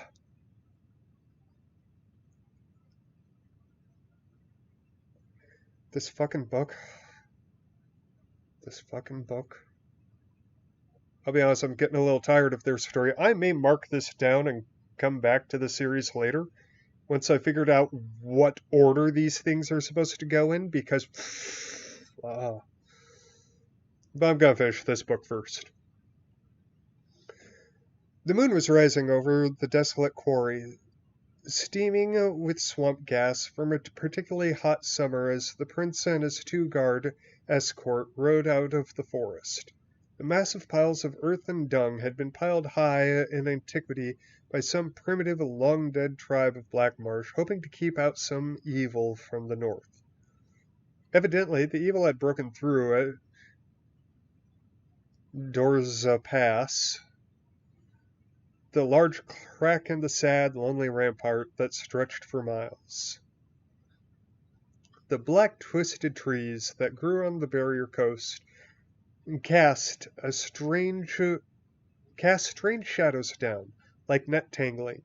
The prince's mind was on his mother's cryptic letter, hinting at the threat of invasion. He could not, of course, tell the Dunmer about it, at the very least until he knew more and had notified his father. After all, the letter was meant for him. It was its urgent tone that made him decide to go directly to Gideon. The Empress had also warned him about a band of former slaves who had attacked caravans going into Dorza Pass. She advised him to be certain to make his imperial shield visible, so that they would know he was not one of the hated Dunmer slavers. Upon riding into the tall weeds that flooded through the pass like a noxious river, the prince ordered that his shield be displayed. "I can see why the slaves use this," said the prince's captain. It's an excellent location for an ambush." "Ah, this is where he dies." Juliak nodded his head, but his thoughts were elsewhere. What threat of an invasion could the Empress have discovered? Were the Akvari on the seas again? If so, how could his mother from her cell at Castle Green Geovies know of it? A rustle in the weeds and a single sharp human cry behind him interrupted his ponderings. Turning around, the prince discovered that he was alone. His escort had vanished. The prince peered over the stretch of moonlit sea of grass, which waved almost in hypnotic patterns to the ebb and flow of the night wind billowing past the trees. It was impossible to tell if a struggling soldier was beneath this system of vibration, a dying horse behind another. A high whistling wind drowned out any sound the victims of the ambush might be making. Juliet drew his sword and thought about what to do, his mind willing his heart not to panic. He was closer to the exit of the pass than the entrance. Whatever had slain his escort must be behind him. If he rode fast enough, perhaps he could outrun it. Spurring his horse into a gallop, he charged for the hills ahead, framed by the mighty black piles of dirt. When he was thrown, it happened so suddenly, he was hurtling forward before he was truly conscious of the fact. He landed several yards before where his horse had fallen, breaking his shoulder and his back on impact. A numbness washed over him, but as he stared at his poor dying steed, its belly sliced open by one of several spears jutting up through just below the surface of the grass. Prince Juliak was not able to turn and face the figure that emerged from the grass, nor was he able to defend himself. His throat was cut without ceremony. Miramore cursed when he saw the face of his victim more clearly in the moonlight. He had seen the Emperor at the Battle of Bordrum, when he had fought his Imperial Majesty's command, and this was clearly not the Emperor. Searching his body, he found the letter and treaty signed by Vivek, Alamexia, Sothasil, and the Duke of Mournhold representing Morrowind, and the Prince Juliak Cyrodiil representing the Cyrodiil Empire. Curse my luck, Miramore said to himself in the whispering of grass. I've only killed the prince. Where's the reward in that? Miramore destroyed the letter, as Zook had instructed him to do, and pocketed the treaty. At the very least, such a curiosity would have some market value. He disassembled the traps as he pondered his next step. Return to Gideon and ask his employer for a lesser reward for killing the heir? Move to other lands. At the very least, he considered, he had picked up 2 useful skills from the Battle of Bodrum, from the Dunmer. He had learned the excellent spear trap. In abandoning the Imperial army, he had learned how to skulk in the grass. The years continued in Hearthfire. 1, 2, 3, 4. 4 more books that I currently have.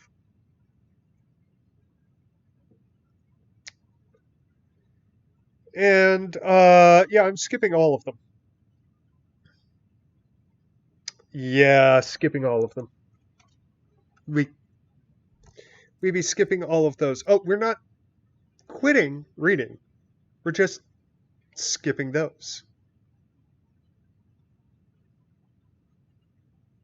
You can't see me, but I'm pointing at chat as I get ready to take a drink because... Hey, see you, Brookie. Thank you for joining us. Sorry if this stream was particularly boring, but I threatened to do it a long time ago, and I'm a man of my word. Just really weird words.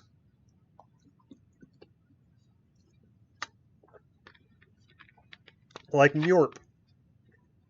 And physics. That's a legitimate word, right? Right? Right? Anyway, we will continue on with the children's Anod. Anod.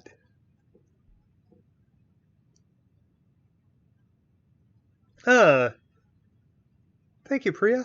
It's very much a pleasure to hear that. Even if I mispronounce words, stumble over myself, add stupid commentary, but whatevs, we're going to go with it.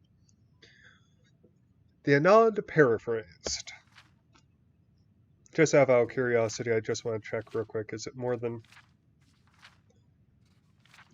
Okay, this one isn't so bad. Bigger blocks of text, but not so bad. Okay. The first ones were brothers, Anu and Padme. They came into the void, and time began. As Anu and Padme wandered the void, the interplay of light and darkness created Nier. Both Anu and Padme were amazed and delighted with her appearance, but she loved Anu, and Padme retreated from them in bitterness. Nier became pregnant, and before she gave birth, Padme returned, professing his love for Nier. She told him that she loved only Anu, and Padme beat her in rage. Anu returned and fought Padme and cast him outside of time. Nier gave birth to creation, but died from her injuries soon after. Anu, grieving, hid himself in the sun and slept. Meanwhile, life sprang on the 12 worlds of creation and flourished. After many ages, Padme was able to return to time. He saw creation and hated it. He swung his swords, shattering the 12 worlds in their alignment. Anu awoke and fought Padme again. The long and furious battle ended with Anu the victor. He cast the body of his brother, who he believed was dead.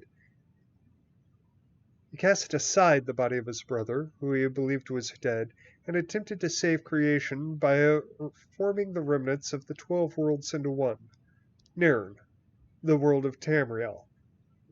As he was doing so, Padme struck him through the chest with one last blow. Anu grappled with his brother and pulled them both outside of time forever. The blood of Padme became the Daedra, and the blood of Anu became the stars. The mingled blood of both became the Aedra, hence their capacity for good and evil, and their greater affinity for earthly affairs than the Daedra, who have no connection to creation. On the world of Nirn, all was chaos. The only survivors of the 12 worlds of creation were the Ebnofe, Ebel, El, let's go El Nofe, okay, and the Hist. The El Nofe were the ancestors of Mern men. The Hist are the trees of Argonia.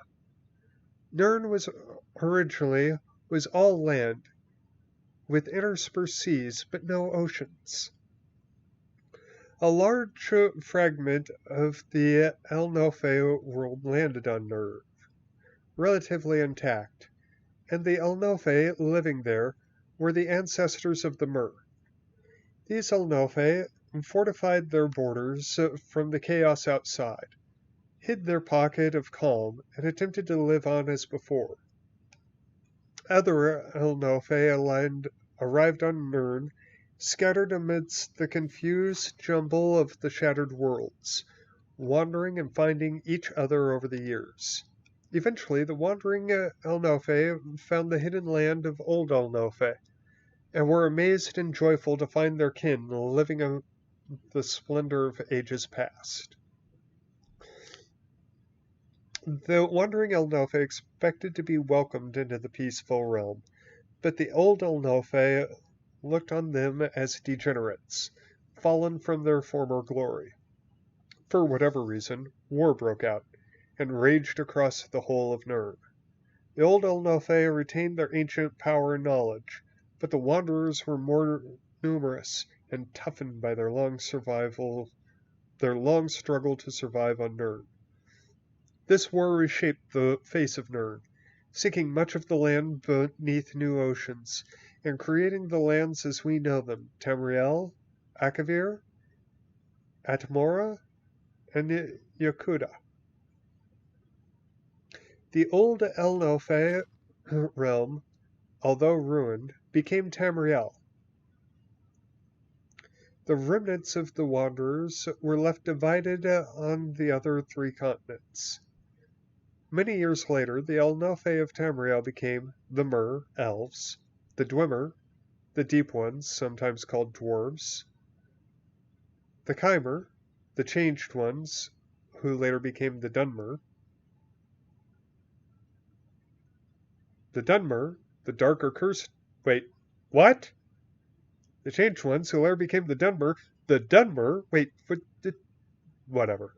The Dunmer, the Dark or Cursed Elves, the Dark Elves, the Bosmer, the Green or Forest Elves, the Wood Elves, and the Atmer, the Elder or High Ones, the High Elves.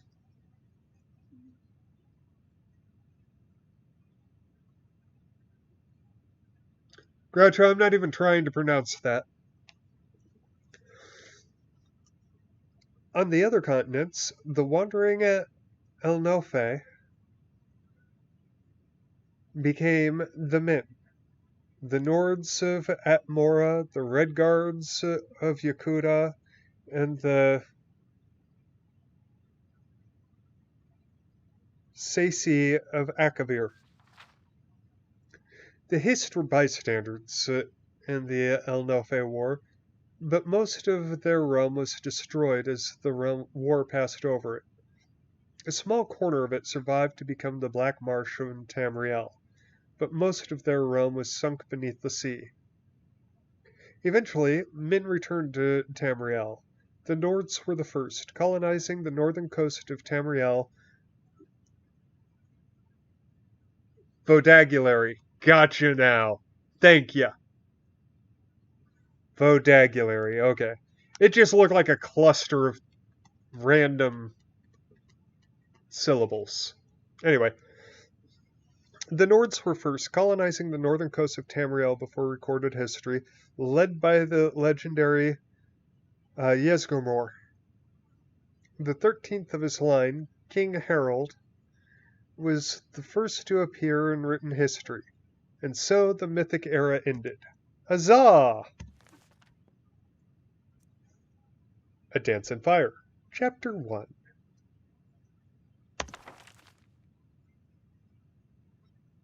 Well, it would be easy to pronounce for me, Slacker, except right now I've got so many fantasy words jamming into my head that reading a word that is displayed on the big screen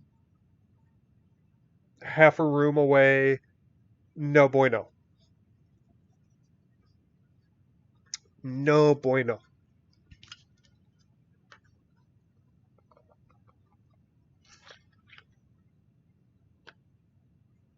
This grimoire is fairly easy. I have no idea why. The hardest part was actually figuring out what the first letter was, because I hate this font.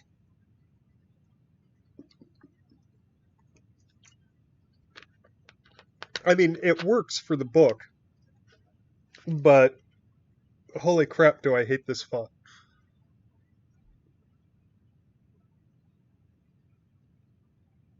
Well, this is true, Groucho. This is true.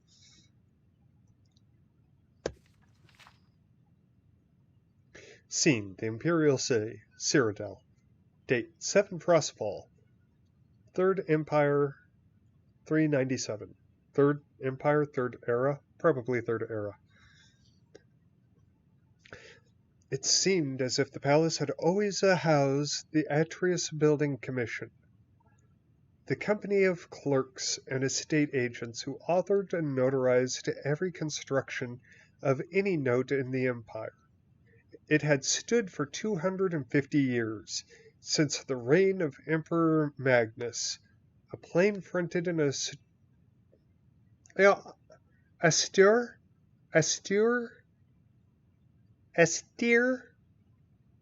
I have never known how to pronounce that. I've probably heard it, but Austere, I've never actually in my head. I know the word, but I don't know for sure. You have, Groucho, and that's what scares me more than anything. So, chat, if somebody could give me the phonetics on how to pronounce this word, I would greatly appreciate it, because otherwise we're going to have another, Inui, you know, or apropos, austere. Okay. And austere hall on a minor but respectable plaza in the imperial city. Energetic and ambitious middle-class lads and ladies worked there, as well as complacent middle-aged ones like, yes, Dagrim Scotty. I love Scotty. Oh my God, this is a Scotty novel. This is a Scotty series. Yes. I mean,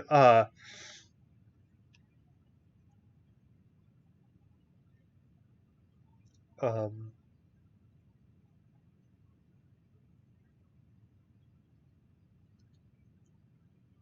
but yes, I know it's ennui, but okay, for like 30 years, I've pronounced it as Inuai and thought that ennui was a completely different word.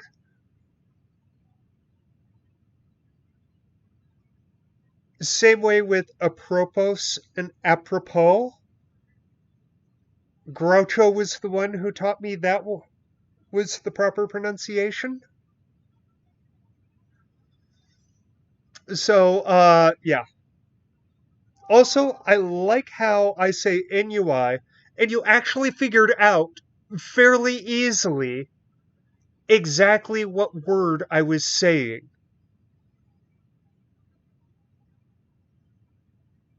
Okay, okay. Is this going to turn into Dag mispronounces shit stream? Because I'm all down for that. What you got? What you need, Fergie? Come on. Hit me. Hit me. Just on the face.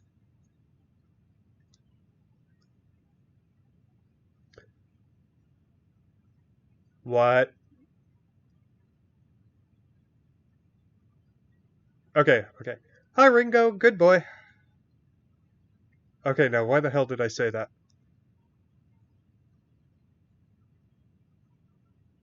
Did,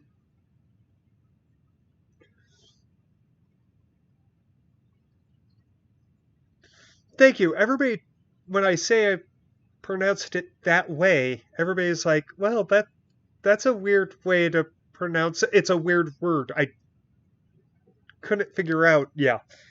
Anyway, uh, also, Britain, why am I saying hi to Ringo?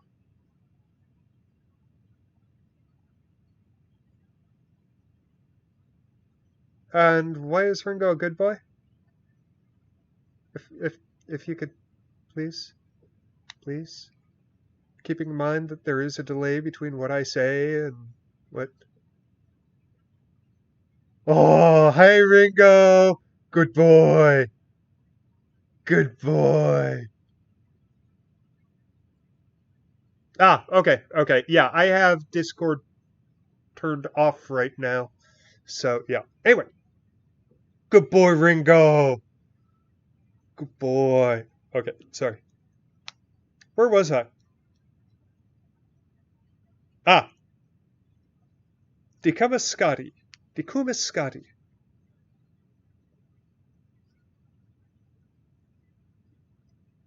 Well, this is true, Groucho. This is true.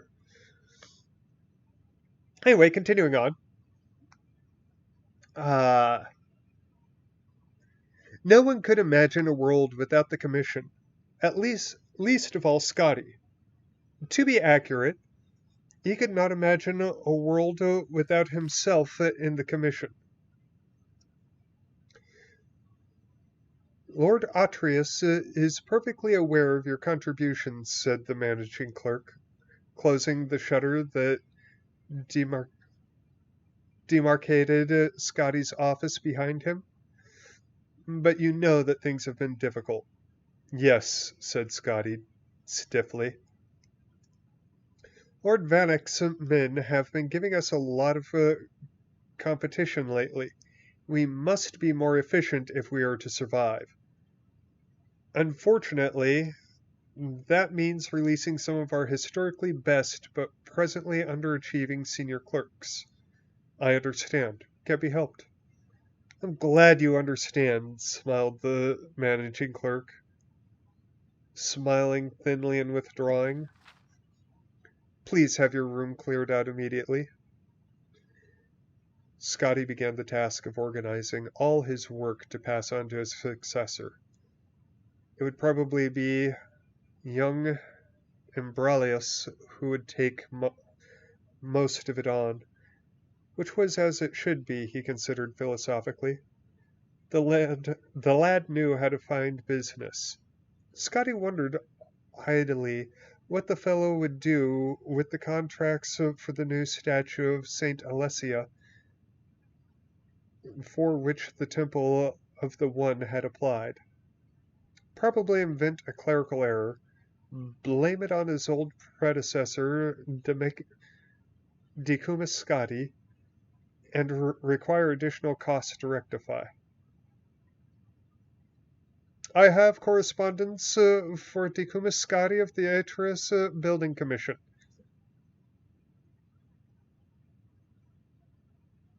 Oh, good doggy.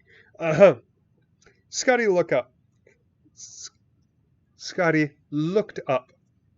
A fat-faced courier had entered his office and was thrusting forth a sealed scroll. He handed the boy a gold piece and opened it up. By the poor penmanship, atrocious spelling and grammar, and overall unprofessional tone, it was manifestly evident who the writer was.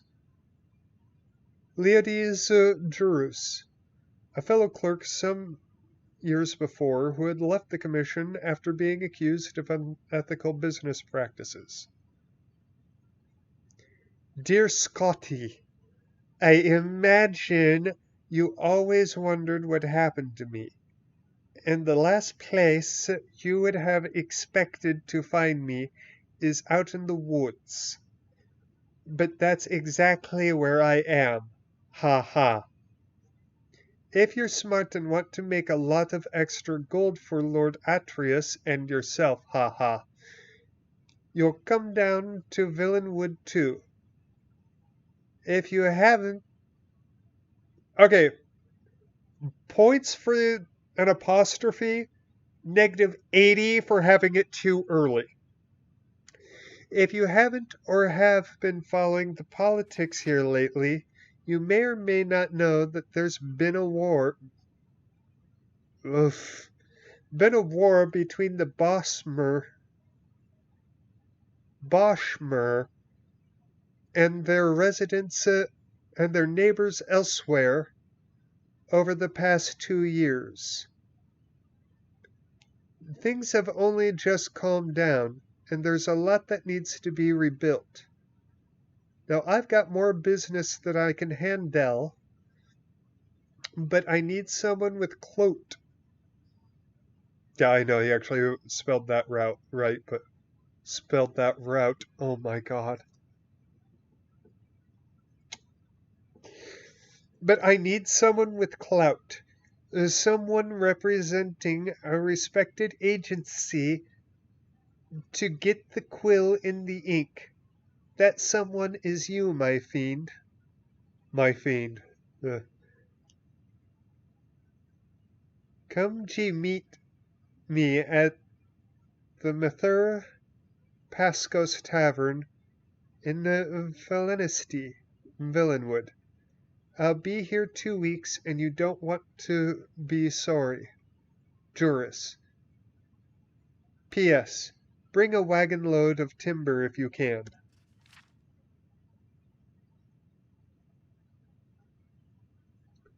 What do you have there, Scotty? Asked a voice. Scotty started. It was Imbralius, his damnable handsome face peeking through the shutters, smiling in a way that melted hearts of the stingiest of patrons and the roughest of stonemasons. Scotty shoved the letter in his jacket pocket. Personal correspondence, he sniffed. I'll be cleaned up here in just a moment. I don't want to hurry you, said Umbrelius, grabbing a few sheets of blank contracts from Scotty's desk. I've just gone through a stack, and the junior scribe's hands are all cramping up, so I thought you wouldn't miss a few. The lad vanished. Scotty retrieved the letter and read it again. He thought about his life, something he really did. It seemed a sea of gray with a black, insurmountable wall of looming. There was only one narrow passage he could see in that wall. Quickly, before he had a moment to reconsider it, he grabbed a dozen blank contracts with the shimmering gold leaf, Atreus Building Commission by appointment of His Imperial Majesty, and hid them in his satchel with his personal effects. The next day he began his adventure with a giddy lack of hesitation. He arranged for a seat in a caravan bound for Valenwood, the single escorted conveyance to the southeast, leaving the imperial city that week. He had scarcely hours to pack, but he remembered to purchase a wagon load of wood. It would be extra gold to pay for a horse to pull that, frowned the convoy head. So I anticipated, smiled Scotty with his best Umbrelius grin. 10 wagons in all set off that afternoon through the familiar Cyrodiilic countryside, past the fields of wildflowers, gently rolling woodlands, friendly hamlets. The clop of horses' hooves against the sound of stone road reminded Scotty that Atreus Building Commission constructed it. 5 of the 18 necessary contracts for its completion were drafted by his own hand. Very smart of you to bring that wood along, said a gray-whiskered Breton man next to him on the wagon. You must be in commerce. Of a sort, Scotty said, with a way he hoped was mysterious, before introducing himself. Decumus Scotty. Griff Milan, said the man. I'm a poet, actually a translator of old Bosmer literature. I was researching some newly discovered tracts of the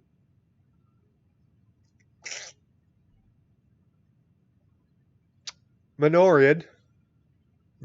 Actually, we'll just go with Minorid. You don't pronounce it Mnemonic. Blah.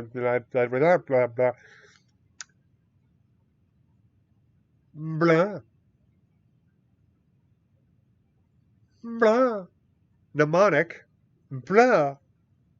So, Norid played a bar 2 years ago when the war broke out and I had to leave. You're no doubt familiar with the Morinard. Noriad, if you're aware of the Green Pact.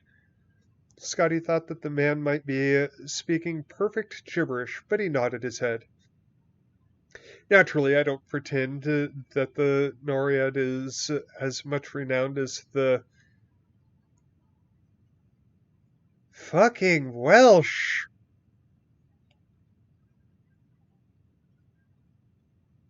Dear fantasy authors, stop reading Welsh. Or else you'll have that one town with the name that's like whatever. Blah. Speak of which, I know, I'm going on a tangent here, and I apologize. But if you get the chance, there's a video called Mapmen that is, well, there's a series called Mapmen that I strongly encourage you to go check out. Just, after this stream, even though I've been doing it for 2 hours already, and I'm probably going to go another hour. But as soon as I come to a breaking point, I'm actually going to take a break. Continuing on. It's Meridian.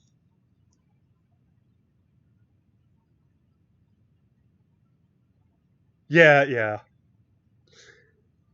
As ancient as Dansir Gul, but I think it has a remarkable significance to the understanding of the nature of the Mesolithic Bosmer mind.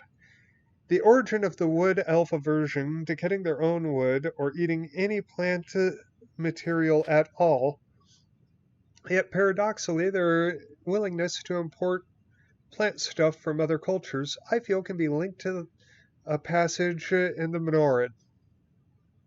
Malin shuffled through some of his papers, searching for the appropriate text. To Scotty's vast relief, the carriage soon stopped to camp for the night. They were high on a bluff over a gray stream, and before them was a great valley of Valenwood. Only the cry of seabirds declared the presence of the ocean to the bay to the west. To the bay to the west. That's so awkward. Here the timber was so tall and wide, twisting around itself like an impossible knot begun eons ago to be impenetrable. Only a few more modest trees, only 50 feet to the lowest branches, stood on the cliff at the edge of the camp. The sight was so alien to Scotty, and he found himself so anxious about the proposition of entering the wilderness that he could not imagine sleeping. Fortunately, Malin had supposed he had found another academic with a passion for the riddles of ancient cultures. Long into the night, he recited Bosmer verse in the original and his own translation, sobbing and bellowing and whispering whenever appropriate. Gradually, Scotty began to feel drowsy, but a sudden crack of wood snapping made him sit up straight. What was that? Malin smiled. I like it too. Convocation and the malignity of the moonless speculum. A dance of fire. There are some enormous birds up in the trees moving around, whispered Scotty, pointing in the direction of dark shapes above. Oh, I won't worry about that, said Malin. Now listen to how the poet characterizes Hermamora's invocation in the 18th stanza of the 4th book. The dark shapes in the trees were some of them perched like birds, others slithered like snakes, and still others stood up straight like men. As Malin recited his verse, Scotty watched the figures leap from branch to branch, half gliding upon impossible distances for anything without wings. They gathered in groups and then reorganized until they had spread out to every tree around the camp. Suddenly, they plummeted from the heights. Mara! Cried Scotty. They're falling like rain! Probably seed pods, Malin shrugged, not turning around. Some of the trees have remarkable. The camp erupted into chaos. Fires burst out in the wagons. The horses wailed from mortal blows. Casks of wine, fresh water, and liquor gushed their contents into the ground. A nimble shadow dashed past Scotty and Malin, gathering sacks of grain and gold with impossible agility and grace. Scotty only had one glance at it, and lit up by a sudden nearby burst of flame. It was a sleek creature with pointed ears, wide yellow eyes, mottled pied fur, and a tail like a wisp. Werewolf, he whimpered, shrinking back. Cat pay rat, groaned Malin. Much worse. Khajiit cousins, or some such thing, come to plunder. Are you sure? As quickly as they had struck, the creatures retreated, diving off the bluff before the battle-mage and knight, the caravan's escorts, had fully opened their eyes. Malin and Scotty ran to the precipice and saw 100 feet below the tiny figures dash out of the water and shake themselves and disappear into the wood. Werewolves aren't acrobats like that, said Malin. They were definitely Katbe Rat, bastard thieves. Thank Stendar they didn't realize the value of my notebooks. It wasn't a complete loss.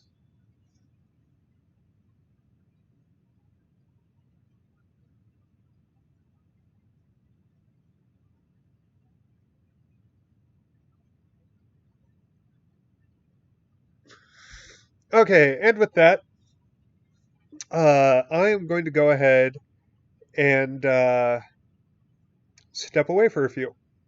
So I stretch and hydrate more.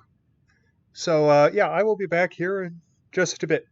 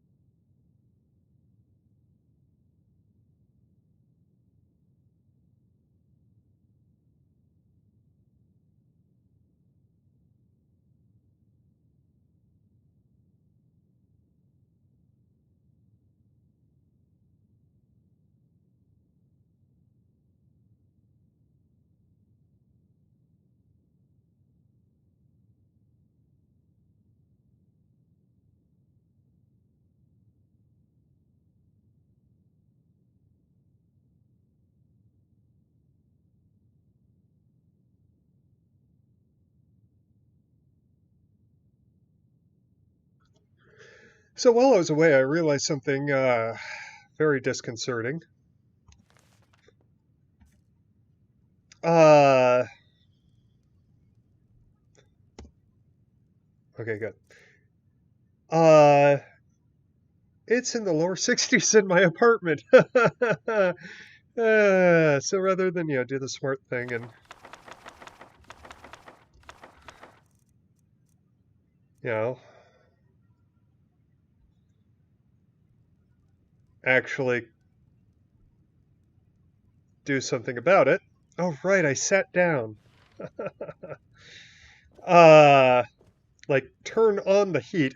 I just went ahead and lit some candles.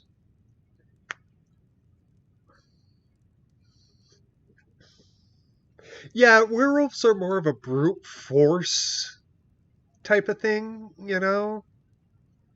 I mean, sure, they're agile, but they don't do flips and stuff. They're more likely to, you know, yeah, I word English goodest. All right, but continuing on with the wonderful tale of Scotty. No, Johnny, you can't make me. You're not my real mommy. Anyway, A Dance of Fire, Chapter 2, by Wagon Yarth.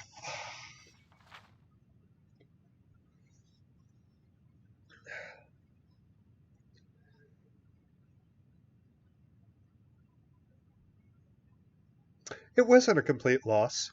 The Cathbayrat had stolen or destroyed almost every item of value in the caravan in just a few minutes' time.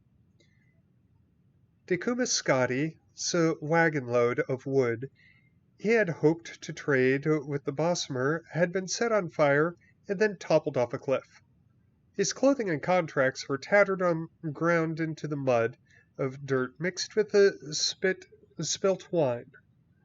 All the pilgrims, merchants, and adventurers in the group moaned and wept as they gathered the remnants of their belongings by the rising sun of dawn.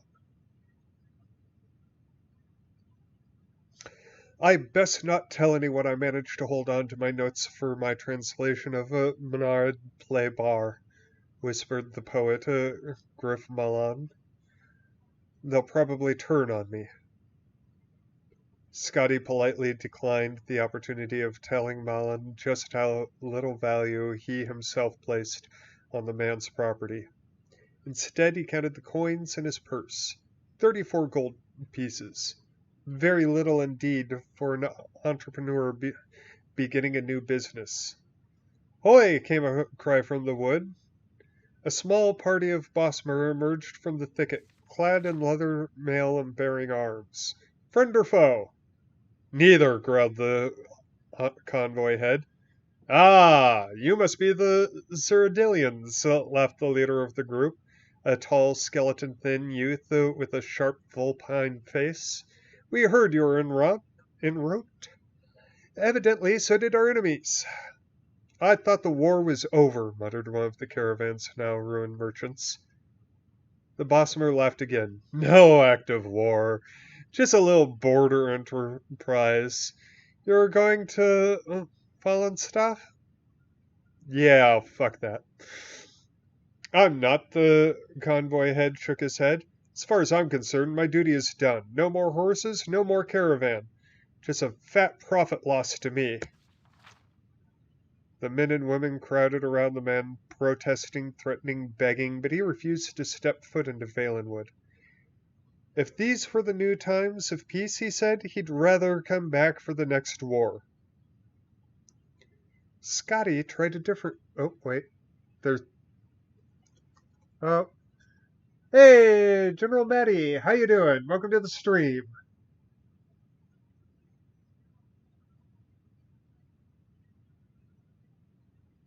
Hey, it's all good.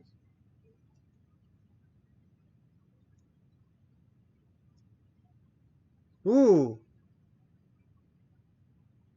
good, Nikita, good.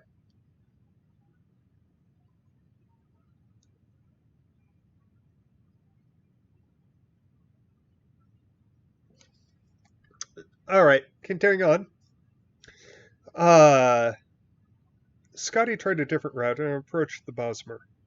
He spoke with an authoritative but friendly voice, the kind he used in negotiations with peevish carpenters.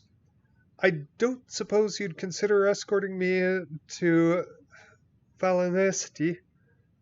I'm a representative for an important imperial agency, the Atreus Building Commission, here to help repair and alleviate some of the problems the war with the Khajiit brought to your province.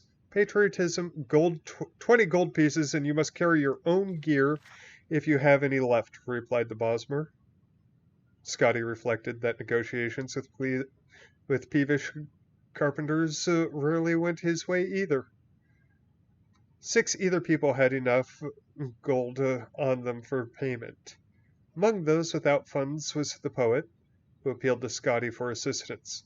Sorry, Grief, I only have 14 gold left over. Not even enough for a decent room when I get there. I really would help you if I could, said Scotty, persuading himself that it was true. The band of 6 and their Bosmer escorts began the descent down a rocky path along the bluff. Within an hour's time, they were deep in the jungles of Valenwood, a never-ending a never-ending canopy of hues of browns and greens obscured the sky. A millennium's worth of fallen leaves formed deep, wormy sea of putrefaction beneath their feet. Several miles. Wow, I speak as the English goodest. This is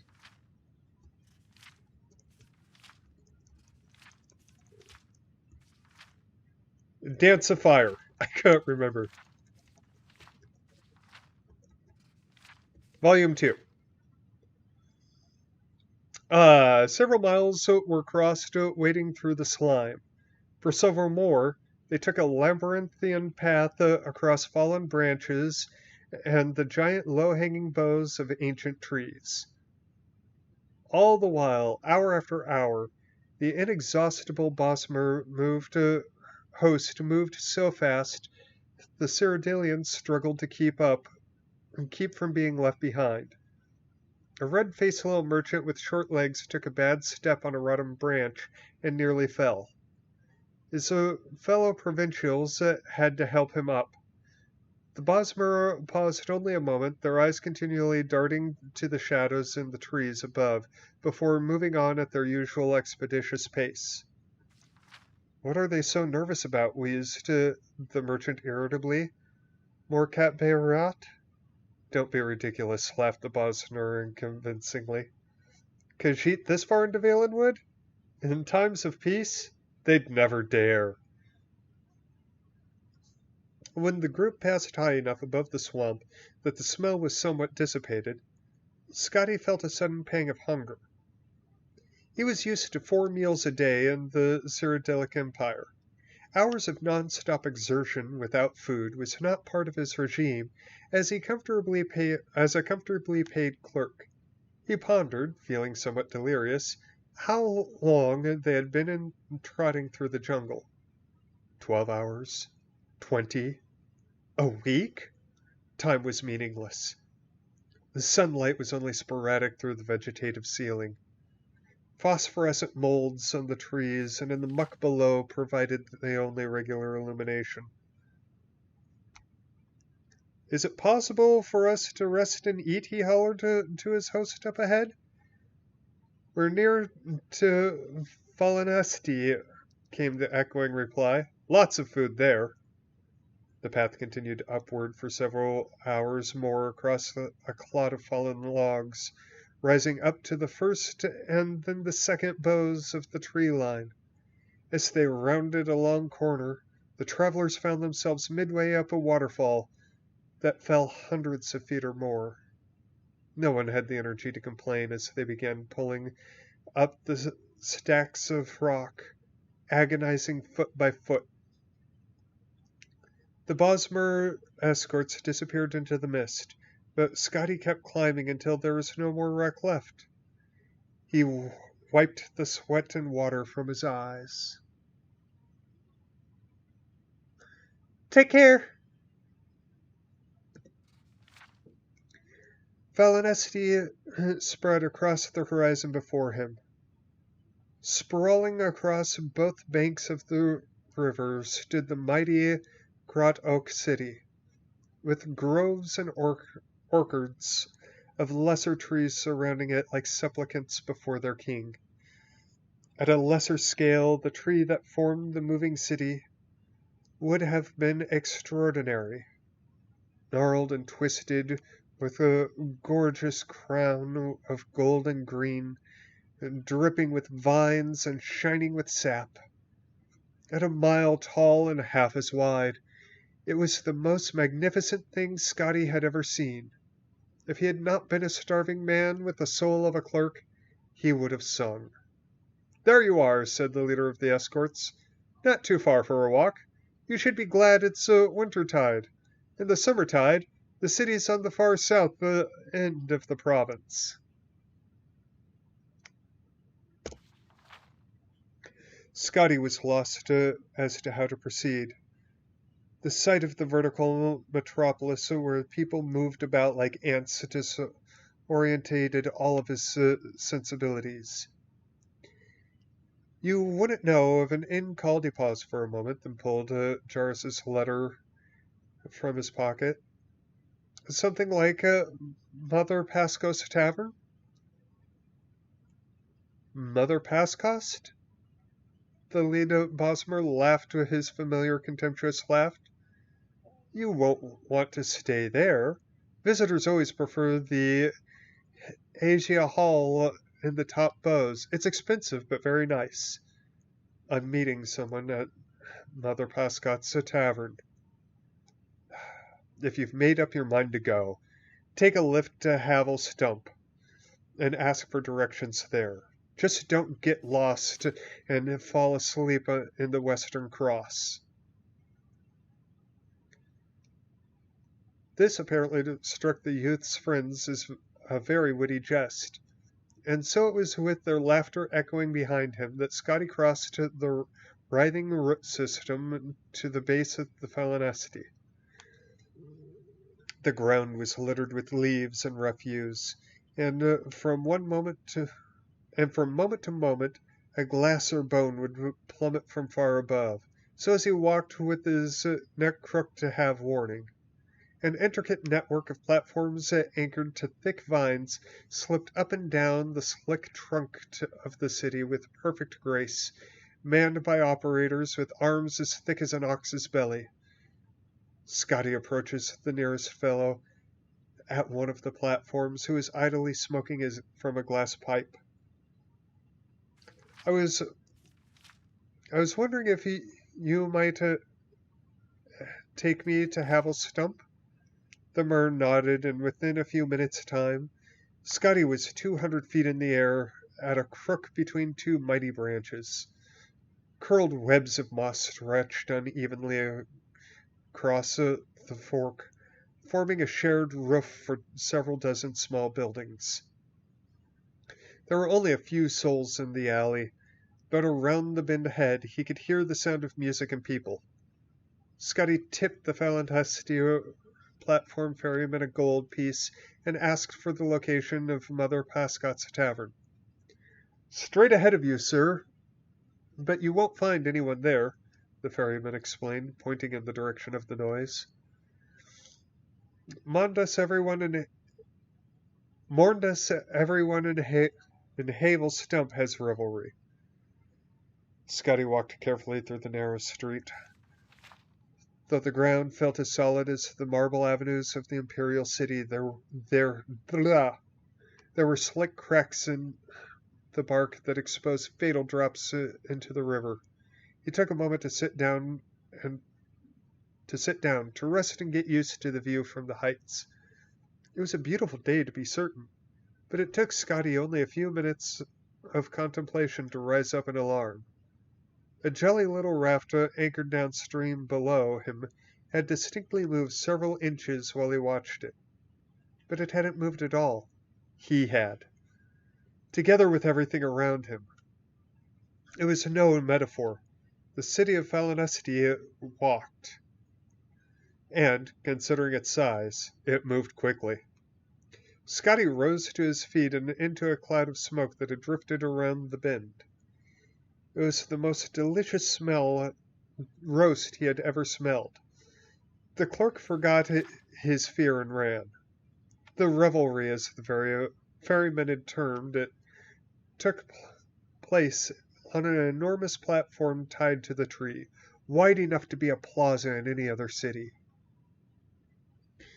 A fantastic assortment of the most amazing people Scotty had ever seen were jammed shoulder to shoulder together, many eating, many more drinking, and some dancing to a lutist and singer perched on an offshoot above the crowd. They were largely Bosmer, and true natives clad in colorful leather and bones, with a close minority of orcs. Whirling through the throng, dancing and bellowing at one another, were a hideous 8 people. A few heads bobbing over the tops of the crowd belonged not, as Scotty first assumed, to very tall people, but to a family of centaurs. "Care for some mutton?" queried a wizened old Mer who roasted an enormous beast on red-hot rocks. Scotty quickly paid him a gold piece and devoured the leg he was given, and then another gold and another leg. The fellow chuckled when Scotty began choking on a piece of gristle and handed him a mug of frothing white drink. He drank it and felt a quiver run through his body as if he were tickled. "What's that?" Scotty asked. "Jaga, fermented pig's milk. I can let you have a flagon of it and a bit more for mutton for another gold." Scotty agreed, paid, and gobbled down the meat, and took the flagon with him as he slipped through the crowd. His co-worker, Leotis Juris, the man who had told him to come to Valenwood, was nowhere to be seen. When the flagon was a quarter empty, Scotty stopped looking for Juris. When it was half empty, he was dancing with a group oblivious to the broken planks and gaps in the fence work. At 3/4 empty, he was trading jokes with a group of creatures whose language was completely alien to him. By the time the flagon was completely drained, he was asleep, snoring while the revelry continued all around his supine body. The next morning, still asleep, Scotty had the sensation of somebody kissing him. He made a face and returned the favor, but pain like fire spread through his chest and forced him to open his eyes. There was an insect the size of a large calf sitting on him, crushing him, its spiky legs holding him down, while a central spiral-bladed vortex of mouth tore through his shirt. He screamed and thrashed, but the beast was too strong. It had found its meal, and it was going to finish it. "It's over," thought Scotty wildly. "I should have never left home. I should have stayed in the city and perhaps found work with the Lord Vanek. I could have begun again as a junior clerk and worked my way up." Suddenly the mouth released itself. The creature shivered once, then expelled a burst of yellow bile and died. "Got one!" cried a voice not too distantly.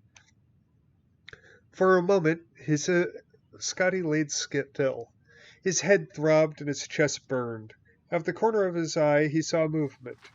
Another of the horrible monsters was scurried towards him. He scrambled, trying to push himself free, but before he could come out, there was the sound of a bow cracking and an arrow pierced the second insect. "Good shots!" cried another voice. "Get the first one again. I saw it move a little." This time, Scotty felt the impact of the bolt hit the carcass. He cried out, but he could hear how muffled his voice was by the beetle's body. Pause to glance over.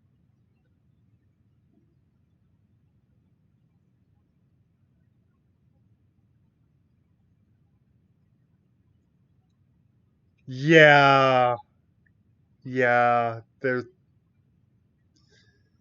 there's a lot of reading, but You know what? We're eventually going to make a routine of this. Perhaps book day.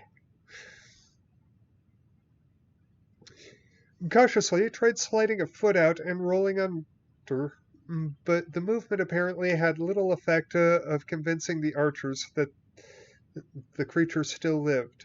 A volley of arrows launched forth. Now the beast was sufficiently perforated so that pools of its blood, and likely the blood of its victims, began to seep out onto Scotty's body. When Scotty was a lad, before he grew too sophisticated for such sports, he had often gone to the Imperial arena for the competitions of war. He recalled a great veteran of the fights when asked, telling him a secret. Whenever I'm in doubt of what to do, and I have a shield, I stay behind it. Scotty followed that advice. After an hour, when he no longer heard arrows being fired, he threw aside the remains of the bug and leapt as quickly as he could to his stand. So not a moment too soon. A gang of 8 archers had their bows pointed in his direction, ready to fire. When they saw him, they laughed. Did anybody ever tell you not to sleep in the Western Cross? How are we going to exterminate all the Horvars if you drunks keep feeding him? Scotty shook his head and walked back along the platform, round the bend into the Havel stump. He was bloodied and torn and tired, and he had had far too much fermented pig's milk. All he wanted was a proper place to lie down. He stepped into Mother Pascott's tavern, a dank place, wet with sap, smelling of mildew. My name is Tecuma Scotty, he said. I was hoping you have someone named Juris staying here. Tecuma Scotty, pondered the fleshy proprietress, Mother Pascost herself. I've heard that name before. Oh, you must be the fellow he left the note for. Let me go see if I can find it.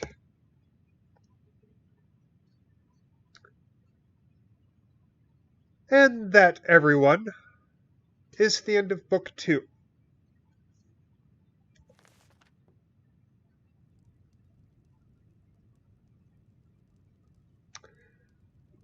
Now, I am actually going to go ahead and call the stream there for 3 important reasons. Number 1, this is the most that I have talked, like spoken, this past 2.5 hours in probably the last month.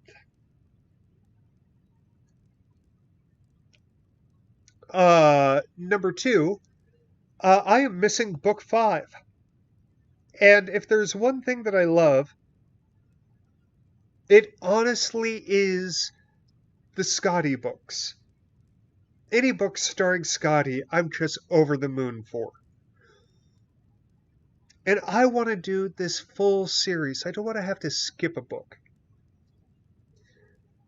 So, I'm going to do the thing that I've not done so far and have to look up where to find it. And number C, in all honesty, I'm running on about 45 minutes of sleep today. So, yes, I'm going to get myself some water. I'm going to get a little bit more food into me. And, yeah. So, thank you all for coming. And I am honestly surprised that there was as much conversation and everything as there was. Yes, I'm going to get book 5. Don't worry.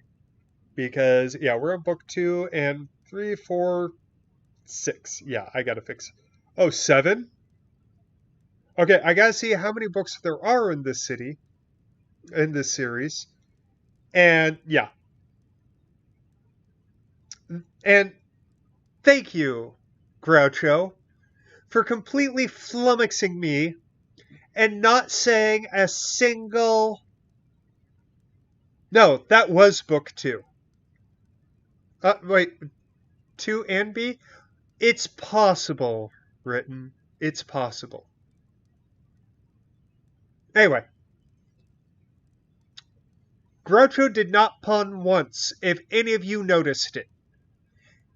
If you scroll all the way through the entire chat, that rat fucking bastard, who I'm going to punch in the baby makers for this, because I honestly do, as much as I groan and complain, look forward to reading whatever bullshit comes out of his fingers, I suppose. Mouth if he's co-hosting. But yeah, I actually do look forward to hearing all that. So thank you, Groucho. Also, fuck you, Groucho. Uh, and thank you all so much. I am about 40, maybe 50. Yes, thumb me. Thumb me all night long. Ah ha ha ha.